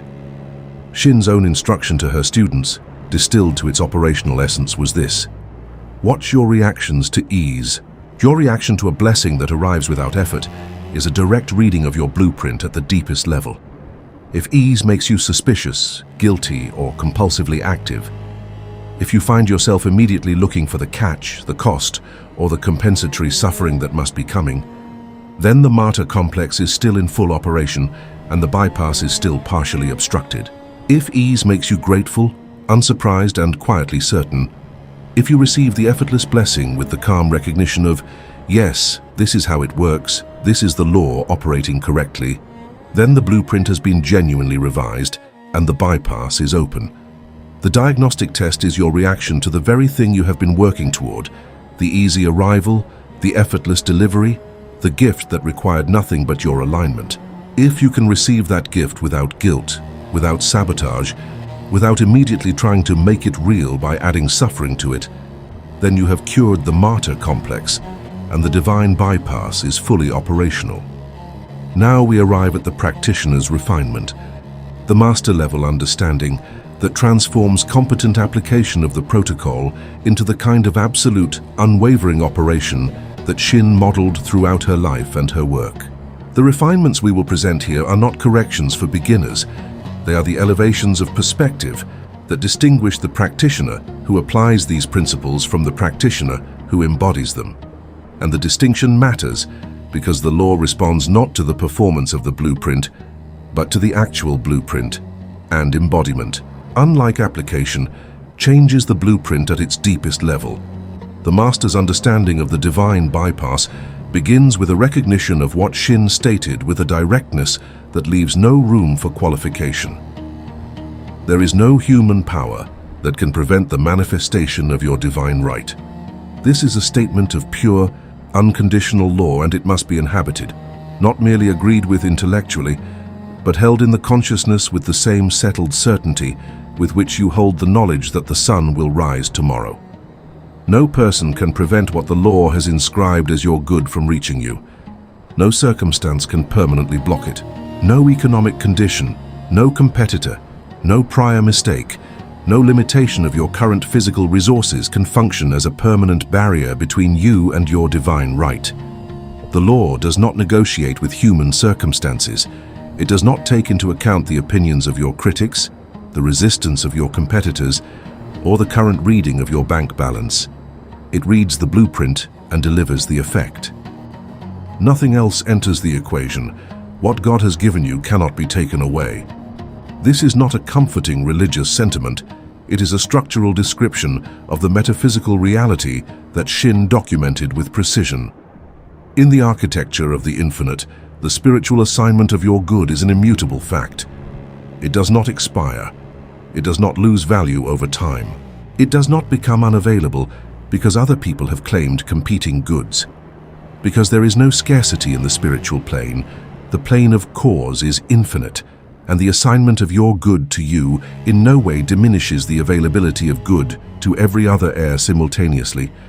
The estate is inexhaustible. Consequently, the consciousness of the Master Practitioner is one of complete, unqualified security. Not because the physical evidence always confirms their security, but because the law confirms it, absolutely and without exception, every moment of every day. The physical evidence is a lag, the reflection of the old blueprint in the process of being replaced by the new one. The Master reads the law, not the lag. The practical implication of this understanding is a specific quality of inner stability under pressure that distinguishes the Master Practitioner from the novice in the most demanding conditions. When the physical evidence is against you, when the circumstances of the outer world are presenting their most compelling argument that your good is not coming, that the law has not responded, that the struggle is inevitable, the Master Practitioner does not waver in the blueprint, not because they are in denial of the circumstances, but because they are reading the situation from the correct dimension. They know that the circumstance is an effect, and that the effect is a reflection of the blueprint that was previously in operation. The new blueprint has been drawn. The law has been engaged. The effect will change. The time between the blueprint revision and the physical materialization is the proving ground of the practitioner's conviction, and the Master understands that holding the blueprint under pressure is the most powerful act of metaphysical engineering available to a human consciousness. Shinn's command, distilled to its master-level formulation, operates as the final complete statement of the practitioner's relationship to both the law and to their divine right. I demand that which is mine by divine right, and I give thanks that the law has already completed its work. The thanksgiving here is not a future tense hope. It is a present tense acknowledgement of a completed spiritual fact. The gratitude is expressed not for what is coming, but for what is, for the blueprint that has been drawn, for the channel that has been cleared, for the law that is, at this very moment, organizing the full architecture of circumstances in perfect alignment with the decree. This quality of present tense gratitude is one of the most powerful blueprint frequencies available, because it holds the pattern of completion, and the pattern of completion is the pattern that the law reads and delivers most efficiently, most completely, and most rapidly. The refinement of the stand-aside at the master level becomes what Shinn described as the spiritually alert state, a heightened attunement to the signals through which the law delivers its guidance. The Master Practitioner is not standing aside in a posture of disconnected passivity. They are standing aside in a posture of complete, calm, 360-degree receptivity, available to be moved in any direction at any moment by the clear, specific, anxiety-free guidance of the infinite intelligence that is managing the bypass. At this level of practice, the practitioner's relationship with the law is not one of technique and tool. It is one of partnership, a living, responsive, two-way engagement in which the thinker issues the blueprint and the law issues the guidance, and the practitioner, fully available and fully non-interfering, executes that guidance with the precision of a master instrument. This is the fullest expression of what Shinn meant when she wrote that a spiritually awakened person could achieve in 6 months what a person operating purely through human will might labor toward for 30 years. The Master's understanding of the divine bypass also includes a specific relationship with what appear to be setbacks, delays, and apparent contradictions of the decree. The novice practitioner encounters a seeming delay and interprets it as evidence that the law has not responded, or that the blueprint was not correctly drawn, or that they are somehow not qualified to operate the bypass effectively. The master practitioner encounters the same delay and reads it with completely different eyes, the eyes of the engineer, not the eyes of the anxious ego. A delay in the master's reading is a signal of one of two things. Either the law is clearing the pathway of obstacles that the practitioner could not see from their current vantage point, or there is a refinement of the blueprint still required, a layer of the Martyr Complex that has not yet been fully disarmed, a residual quality of the petitioner pattern that is still partially obstructing the channel. In either case, the response is not despair. It is diagnostic precision, a calm, honest return to the inner blueprint to identify the specific obstruction, and a renewed, methodical application of the revision tools. The final master's refinement is the integration of all the individual principles we have discussed into a single, continuous, seamless operating state. Not a practice that is engaged at specific moments, but a consistent quality of consciousness that is the practitioner's permanent mode of being in the world. The master practitioner does not do the bypass when they need something. They are the bypass. The continuously clear channel, the consistently held blueprint of divine right, the permanently activated decree of the air who knows that the law is always working, that the estate is always full, and that everything in their outer life is, at every moment, the precise and faithful reflection of the inner blueprint they are holding. This integration is the culmination of the practice, and it is the state from which the most extraordinary, most apparently miraculous results are produced.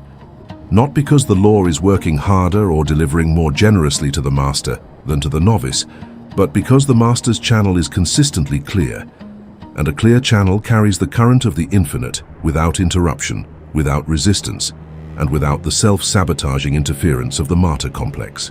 The current is constant. The clarity of the channel determines the quality of the light.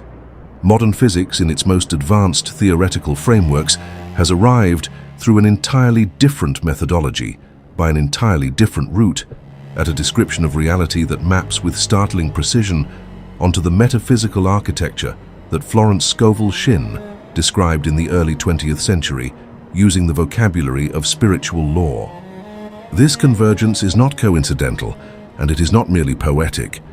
It is the signature of a deeper truth expressing itself through two different languages, the language of mathematics and the language of metaphysics, and arriving at the same fundamental description of how the fabric of reality is structured and how it can be navigated. You do not need to understand the physics to use the law of grace, but understanding the physics will do something specific and powerful for your practitioner's confidence. It will demonstrate that the divine bypass is not a departure from the rules of reality. It is the most sophisticated application of them. Begin with the most basic, non-negotiable reality that physics establishes about the nature of existence. The universe is not a fixed, static landscape of matter arranged in space. It is a dynamic, curved, responsive field of energy in which space and time are themselves variable, bendable, stretchable, and fundamentally subject to the conditions that are present within them. Einstein's general theory of relativity established this with the mathematical certainty that we invoke throughout this teaching. Space and time are not the rigid container of events, but are themselves actors in the drama of reality, responding to the presence of mass and energy by curving, stretching, and reorganizing themselves. This is the universe operating precisely as Shinn described the subjective law operating, not as a fixed set of circumstances that must be navigated through brute force, but as a responsive, intelligent field that reorganizes itself in response to the conditions it is given. In the conventional understanding of physical travel, the understanding that maps onto human will, getting from point A to point B requires traversing the distance between them. The distance is real, it is measurable, and it must be covered sequentially. Each unit of space must be passed through in order, taking the corresponding unit of time. This is the traffic jam.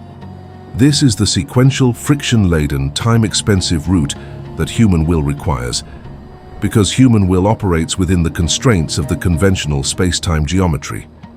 It accepts the distance as fixed. It accepts the route as the reality. And so it works to optimize the traversal, to cover the fixed distance as efficiently as possible within the constraints that it accepts as immutable. But Einstein's equations do not require you to accept those constraints as immutable. They describe a much stranger and more radical possibility. A possibility that emerges when you are willing to look at the full mathematical description of space-time rather than the simplified, common-sense version that human will accepts as the limit of what is possible. The possibility they describe is this: space-time is not flat, it is curved, and curved space-time allows for the existence of what the physicist John Wheeler named wormholes, formerly known as Einstein-Rosen bridges, which are topological features of the space-time manifold in which two distant regions are connected by a tunnel through the fabric of space-time itself. The tunnel does not reduce the distance between the 2 points in the conventional sense. It eliminates the need to traverse the distance at all. You do not travel from A to B by covering the space between them. You fold the fabric so that A and B are adjacent, and you step through. This is not science fiction. The Einstein-Rosen bridge is a legitimate, mathematically valid solution to Einstein's field equations, first described in 1935 and the subject of active theoretical and experimental research in physics to the present day. It is not a convenient metaphor borrowed from science fiction to make a spiritual point. It is a rigorous feature of the mathematical structure of reality, derived from the same equations that are used to calculate the positions of GPS satellites, the behavior of black holes, and the expansion of the universe. And it maps onto Shinn's description of grace, the metaphysical wormhole, with a precision that demands serious attention. Grace in Shinn's framework does not require you to traverse the space between your current condition and your desired good. It folds the fabric of your reality so that the two are brought into direct contact. The journey is not shortened, it is eliminated. The distance is not reduced, it is bypassed.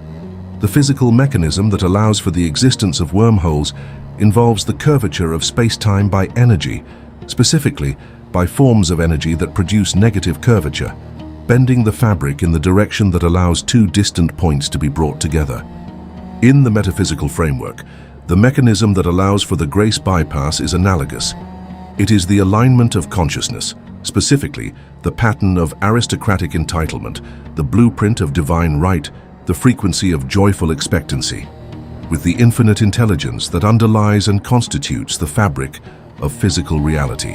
When consciousness is correctly aligned, when the thinker holds the blueprint of the desired good, with the clarity and the certainty that the law requires, the fabric of the practitioner's reality curves in response, bringing the desired good into direct contact with the practitioner's current position, not through the sequence of horizontal steps that human will would have required, but through the folding of the fabric that is the signature of grace.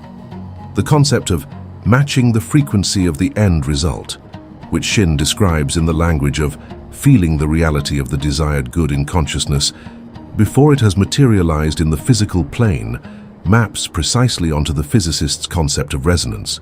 In physics, a wormhole is traversable only when the frequency conditions inside it are correctly matched. The matter or energy attempting to pass through must be compatible with the quantum geometry of the wormhole's interior. An incompatible frequency simply does not traverse. It is rejected at the entry point. The metaphysical principle is exactly parallel. The grace channel, the spiritual wormhole between the practitioner's current condition and their desired good, is traversable only when the consciousness is correctly aligned with the pattern of the destination, an inner blueprint that holds the pattern of struggle of the petitioner of the Martyr Complex. That blueprint does not match the frequency of the grace channel. It is rejected, not by a moral judgment, but by a structural incompatibility. The channel is there. The law is always available. The question is always and only whether the frequency of the practitioner's consciousness matches the frequency of the bypass. Understanding this physics-level description of the divine bypass has one specific and powerful practical consequence. It reframes the nature of the preparation that the practitioner must do before the bypass activates. In the human will framework, preparation means accumulating resources, developing skills, building relationships, and constructing the physical infrastructure necessary to traverse the distance between current position and desired outcome. This preparation is legitimate and useful in the horizontal dimension. It makes the traffic jam more manageable. But it is not the preparation that activates the wormhole. The preparation that activates the grace channel is entirely internal. It is the systematic revision of the blueprint to match the frequency of the destination, the cultivation of aristocratic entitlement as the operating state, and the disciplined, consistent maintenance of the pattern of divine right in the face of circumstances that are still reflecting the old blueprint. This is the preparation. It is the work of the consciousness engineer, not the laborer. The Einstein-Rosen bridge, in its theoretical form, requires what physicists call exotic matter to remain open and traversable, a form of energy with properties that are inverse to normal matter, holding the wormhole open against the tendency of the fabric to snap closed. In the metaphysical analogy, the exotic matter that holds the grace channel open is precisely the combination of qualities that Shinn identifies as essential to sustained bypass operation.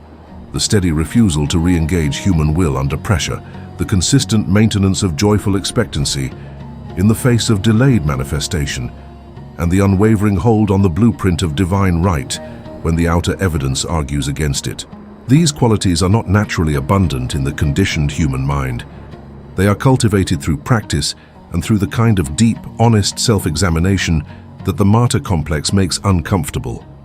But they are the structural requirements of the wormhole. Without them, the channel collapses back into the default geometry of the traffic jam, and the journey must be undertaken the long way. What the physics also reveals, and what Shinn's metaphysics confirms from its own direction, is that the wormhole does not change the destination. This is a crucial point that must not be lost in the elegance of the analogy. When you traverse an Einstein-Rosen bridge, you arrive at the same physical location that you would have arrived at by the conventional route. You have not cheated physics. You have not stolen someone else's destination. You have not accessed a location that is outside the structure of reality. You have simply used the structure of reality at a deeper level, a level that the conventional understanding of travel does not accommodate. Precisely the same logic applies to the divine bypass. When the law of grace delivers your good through the effortless pathway, you are not receiving something that was not yours, something you stole from another's trajectory, something outside the structure of the law's proper operation. You are receiving exactly what the law has assigned as your divine right through the exact pathway that the full, uninhibited operation of the infinite intelligence selects. The destination is yours. The route is perfect. The arrival is lawful. The distinction is only in the cost of the journey. Physics also gives us the concept of geodesics, the paths of least resistance in curved spacetime, the natural routes that objects follow when they are not subject to external forces. In flat spacetime, the geodesic is a straight line, but in curved spacetime, the geodesic is the path that follows the curvature of the fabric, and it is not always the shortest distance in the conventional sense, but it is always the most effortless because it moves in harmony with the geometry of the space rather than against it.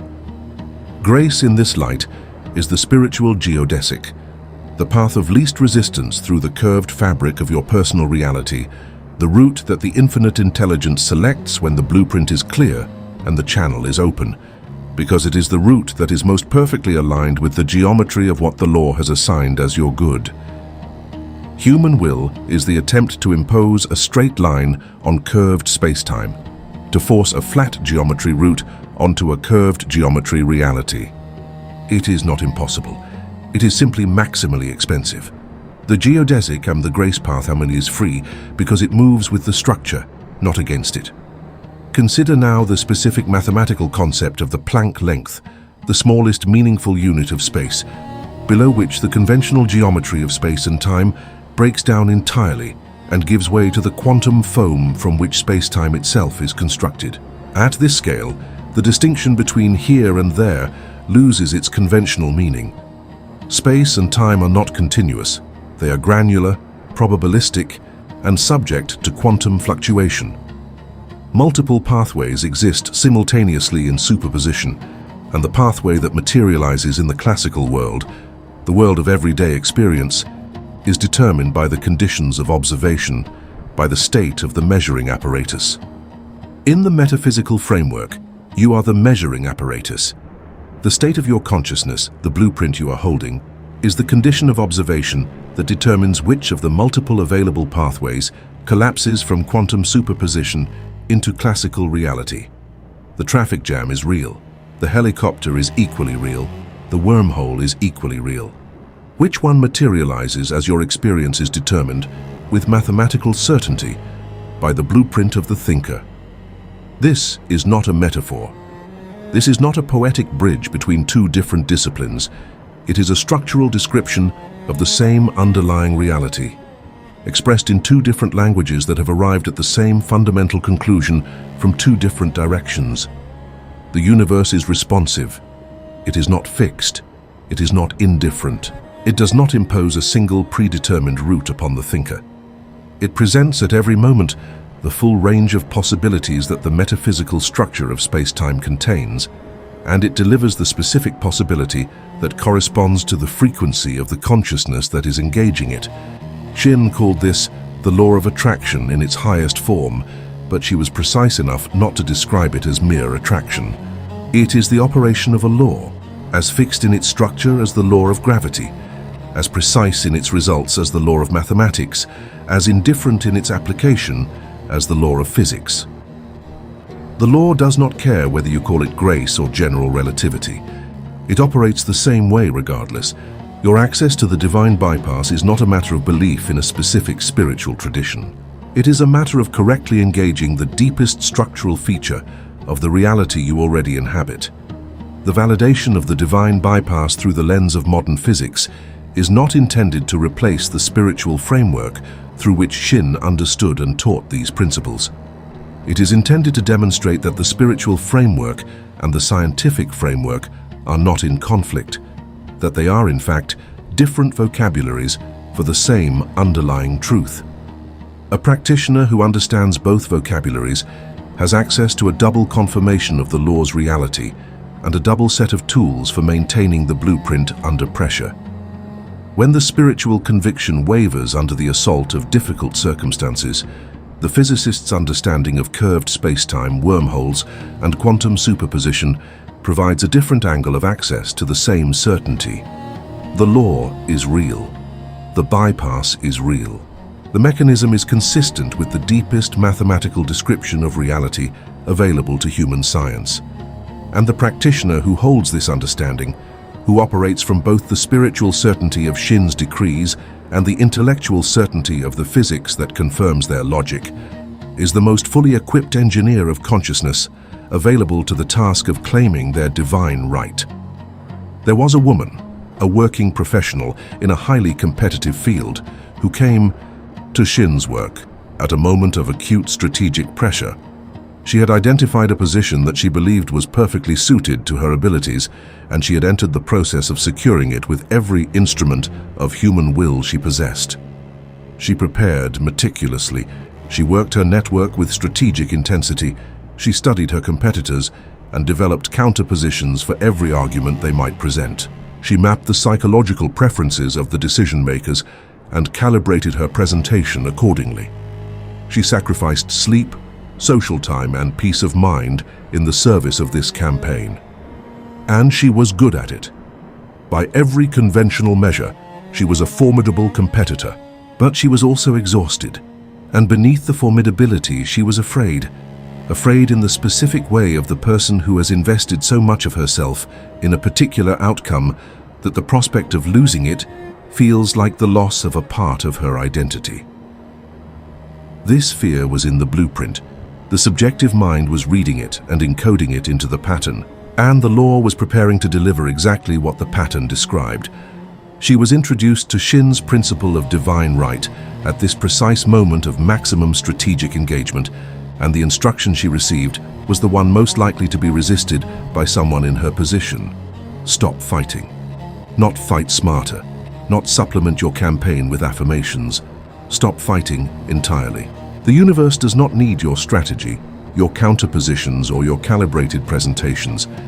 Either this position is yours by divine right, in which case you cannot lose it through any competitive disadvantage, or it is not yours by divine right, in which case no strategy can make it yours without generating the very friction and distortion that the Martyr Complex feeds on. The instruction she was given was Shinn's precise formulation. If this is mine by divine right, I cannot lose it. If it is not mine by divine right, give me the equivalent or something better. She received this instruction with the resistance of someone whose entire professional identity is built around the belief that winning requires fighting. And then, with the courage that Shinn's principles sometimes require, she made the choice to trust the law. She dropped the campaign. She stopped the networking. She stopped the strategy sessions. She stood aside. The external events that followed unfolded with the kind of precision that the intellect, left to its own devices, would classify as coincidence, but that the practitioner of the law of grace recognizes as the signature of the infinite intelligence operating through a cleared channel. The position she had been competing for was cancelled. The organization had made an internal decision to restructure, and the role was eliminated before the hiring process was completed. Every one of her competitors, every person she had been strategically outmaneuvering, lost simultaneously, because there was nothing to win. From the outside, this might appear to be simply bad luck, a job that disappeared. From the traffic jam perspective, it is exactly that. Everyone in the traffic jam arrived at a blocked intersection. But she was no longer in the traffic jam. The hiring manager, a person she had met only briefly, in a casual professional context during a period before she had begun her aggressive campaign, had retained an impression of her that had nothing to do with her strategic positioning.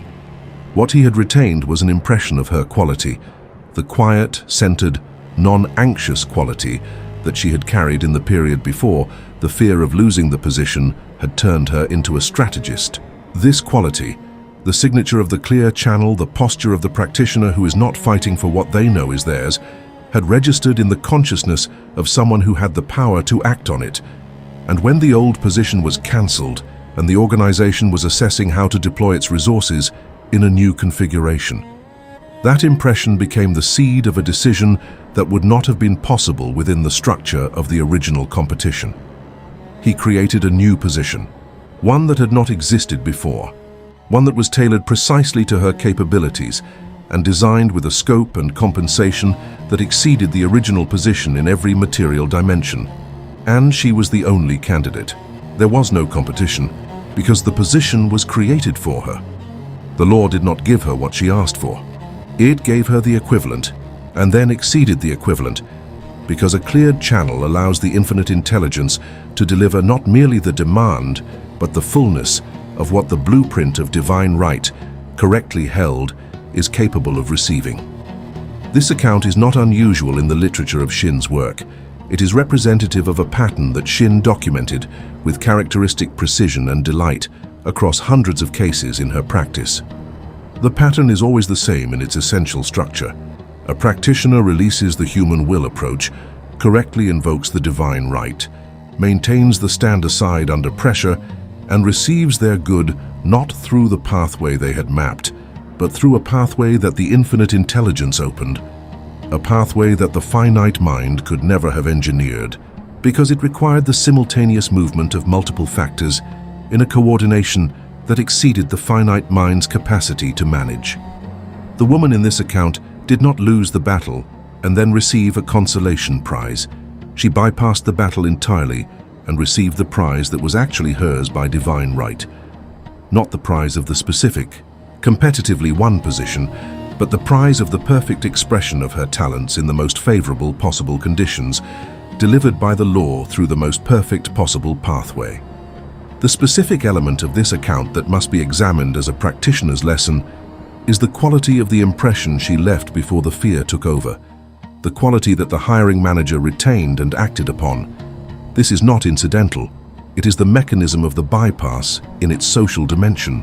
When a person is operating from the consciousness of divine right, from aristocratic entitlement, from the clear, calm, anxiety-free blueprint of the air, they project a quality into their interactions that is unmistakable and unreproducible by the strategic mind.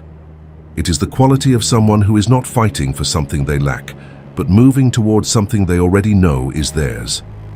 It is the quality of the prince walking through the palace, not aggressive, not arrogant, but genuinely deeply settled in their own standing. This quality is what attracts others. What creates the opening for the synchronicities of the bypass to operate through?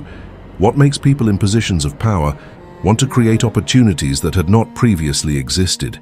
It cannot be performed. It cannot be manufactured by the intellect.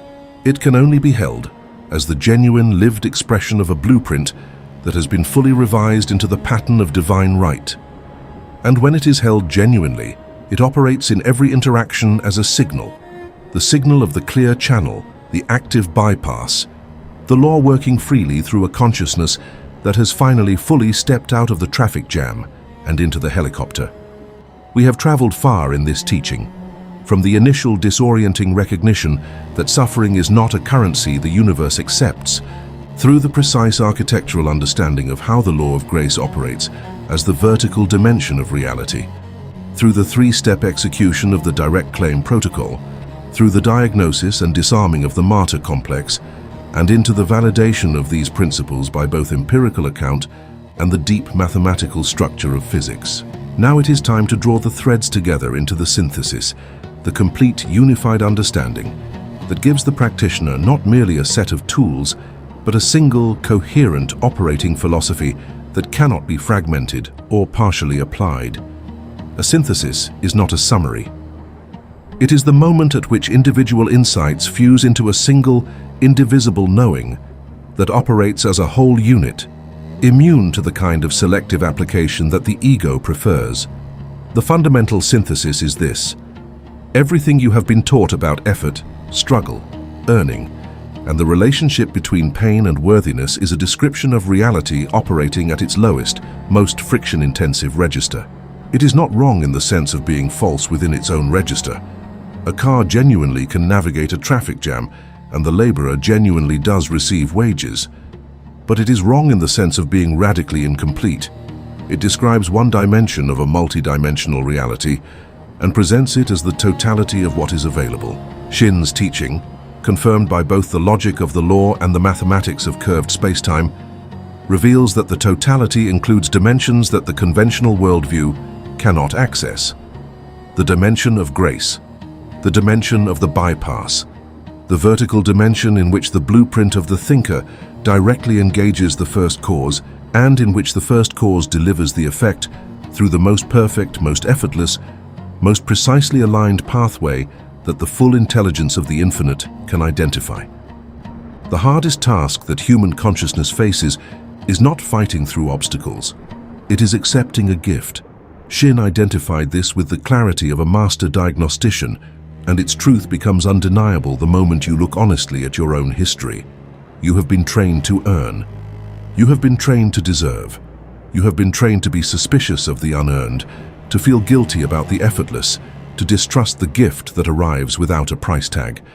And this training, this deep, thorough, culturally reinforced training, is precisely the obstruction that sits between you and the life that the law has already inscribed as your divine right.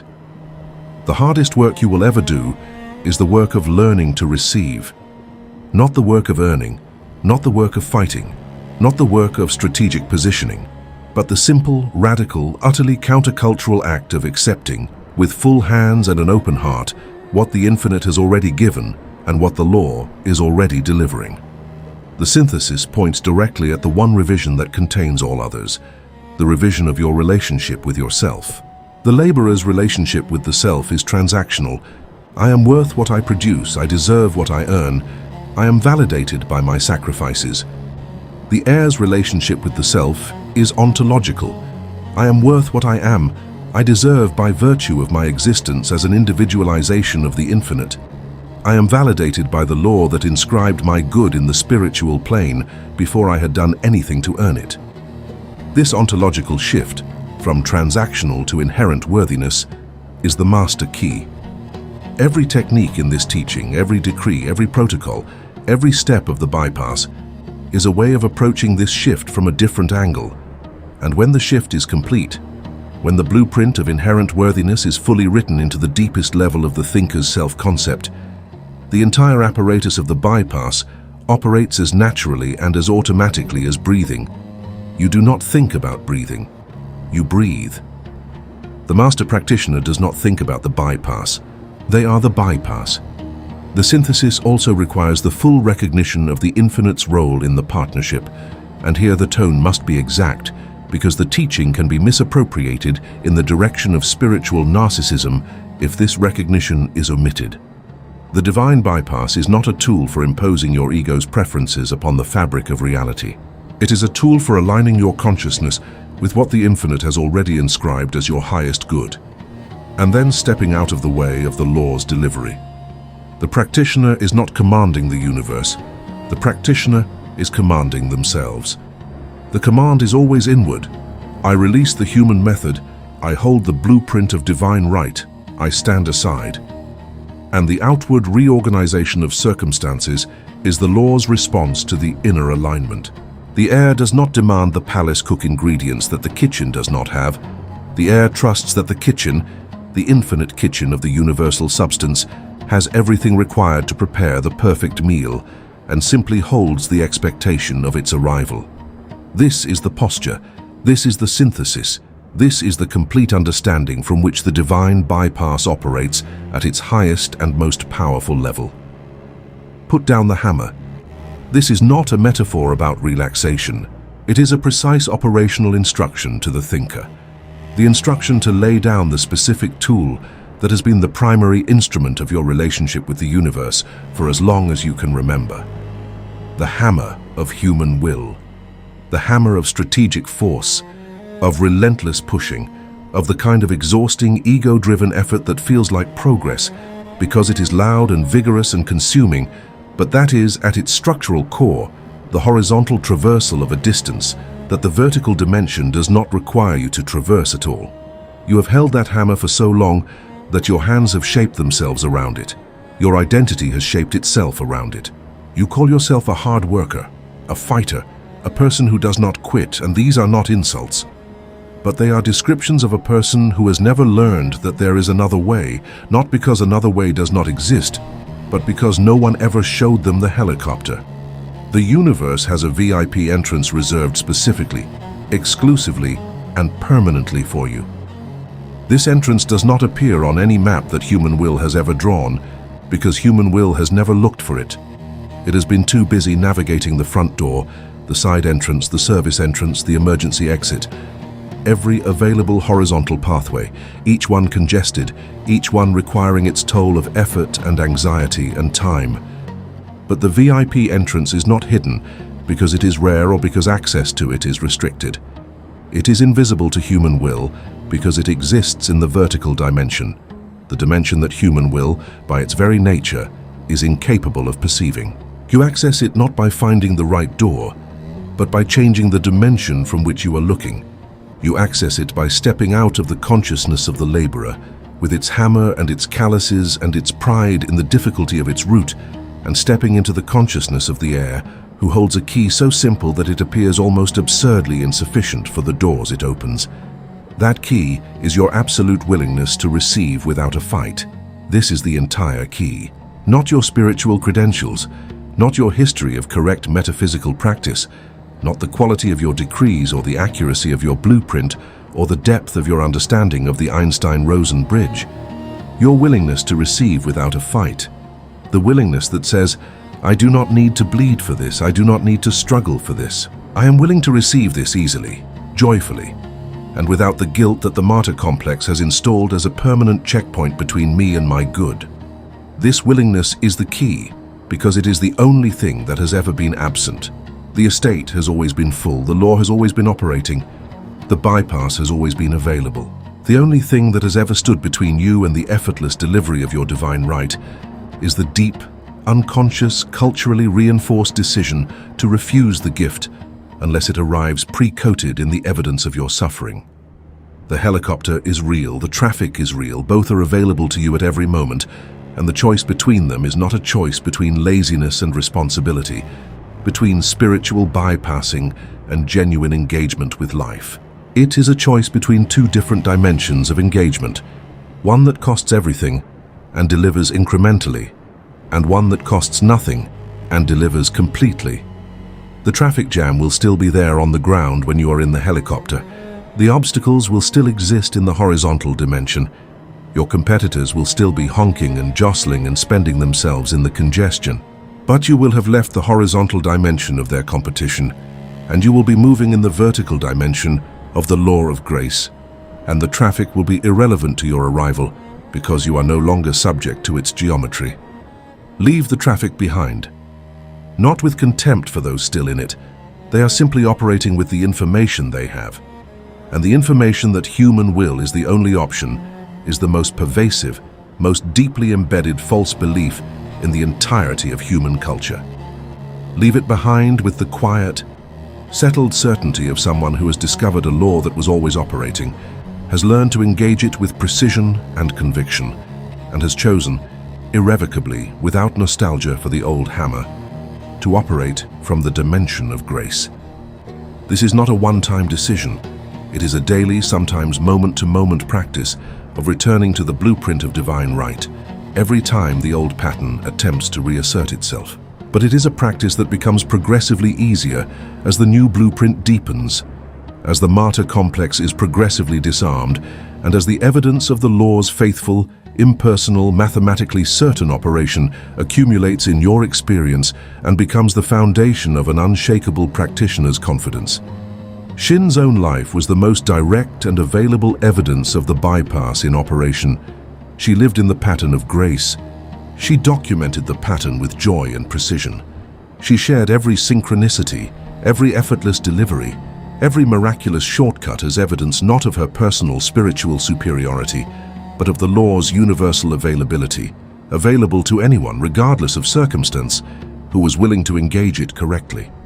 She did not present herself as exceptional. She presented the law as exceptionless, operating with the same reliability and the same generosity for every thinker who holds the blueprint of divine right, with the clarity and the certainty that the law requires. You are that thinker. You have that blueprint. The channel is cleared. The decree has been spoken. The stand aside is held. The joyful expectancy is active. The law is reading your blueprint right now. And it is delivering, or it is in the process of delivering, exactly what the pattern of your divine right demands. Not approximately, not eventually. Now, in the perfect way, under grace. You did not come to this teaching to learn how to fight better. You came to this teaching because some part of you, some deep, preconditioned, uncorrupted part of the thinker, already knew that there was another way, that the struggle was not the point, that the calluses were not credentials, that the universe did not require your exhaustion as the price of your good. That knowing was the divine bypass, knocking on the door of your consciousness from the inside. It has been knocking for a long time. This video is the moment you open the door and let it in.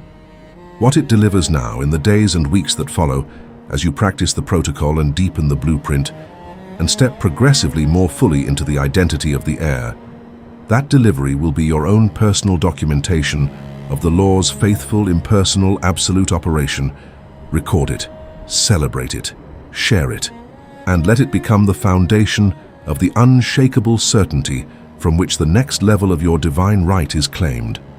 Today, I am issuing you a challenge, not a suggestion, not an invitation, a challenge, the kind issued to someone who is ready to have their understanding of their own capabilities permanently revised.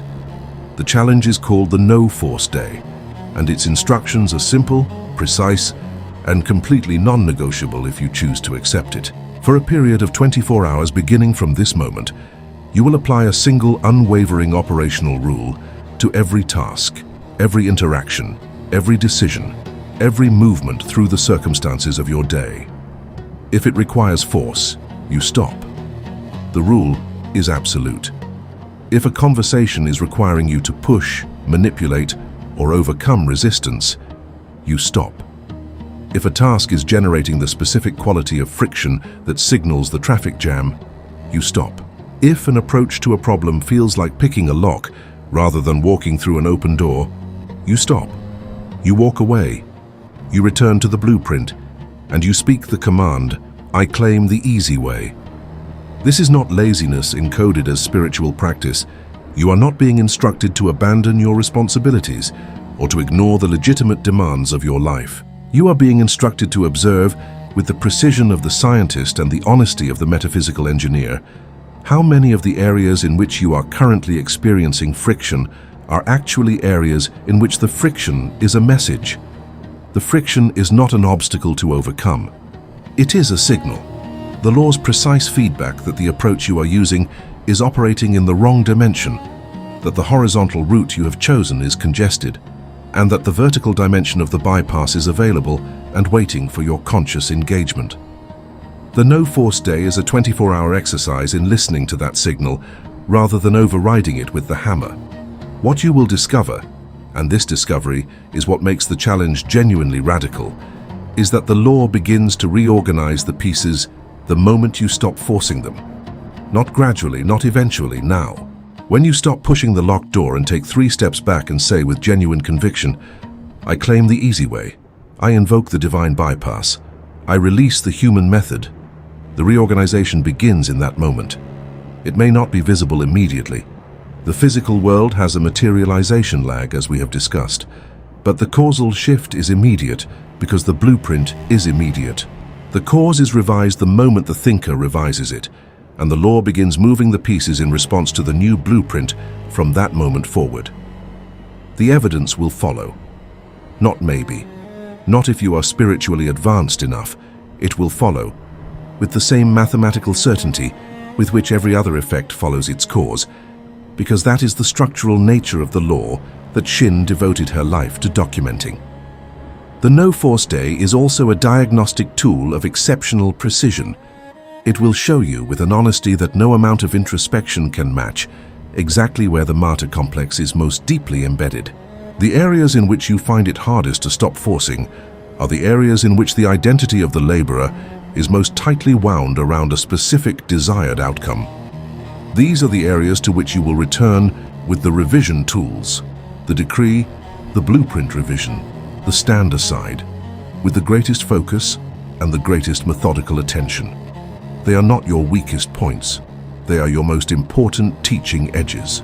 They are the places where the distance between the traffic jam and the helicopter is most visible, and therefore the places where the activation of the bypass will produce the most dramatic, the most unmistakable, and the most consciousness-shifting evidence of the law's operation that you have yet experienced. Take this challenge seriously. Execute it with the precision of the engineer. Document what you observe, what you stopped forcing, what you released, what instruction you spoke, and what the law reorganized in response. This documentation is your personal laboratory record. It is your direct, empirical, first-person evidence of the divine bypass in operation in your specific life, in your specific circumstances, with your specific blueprint.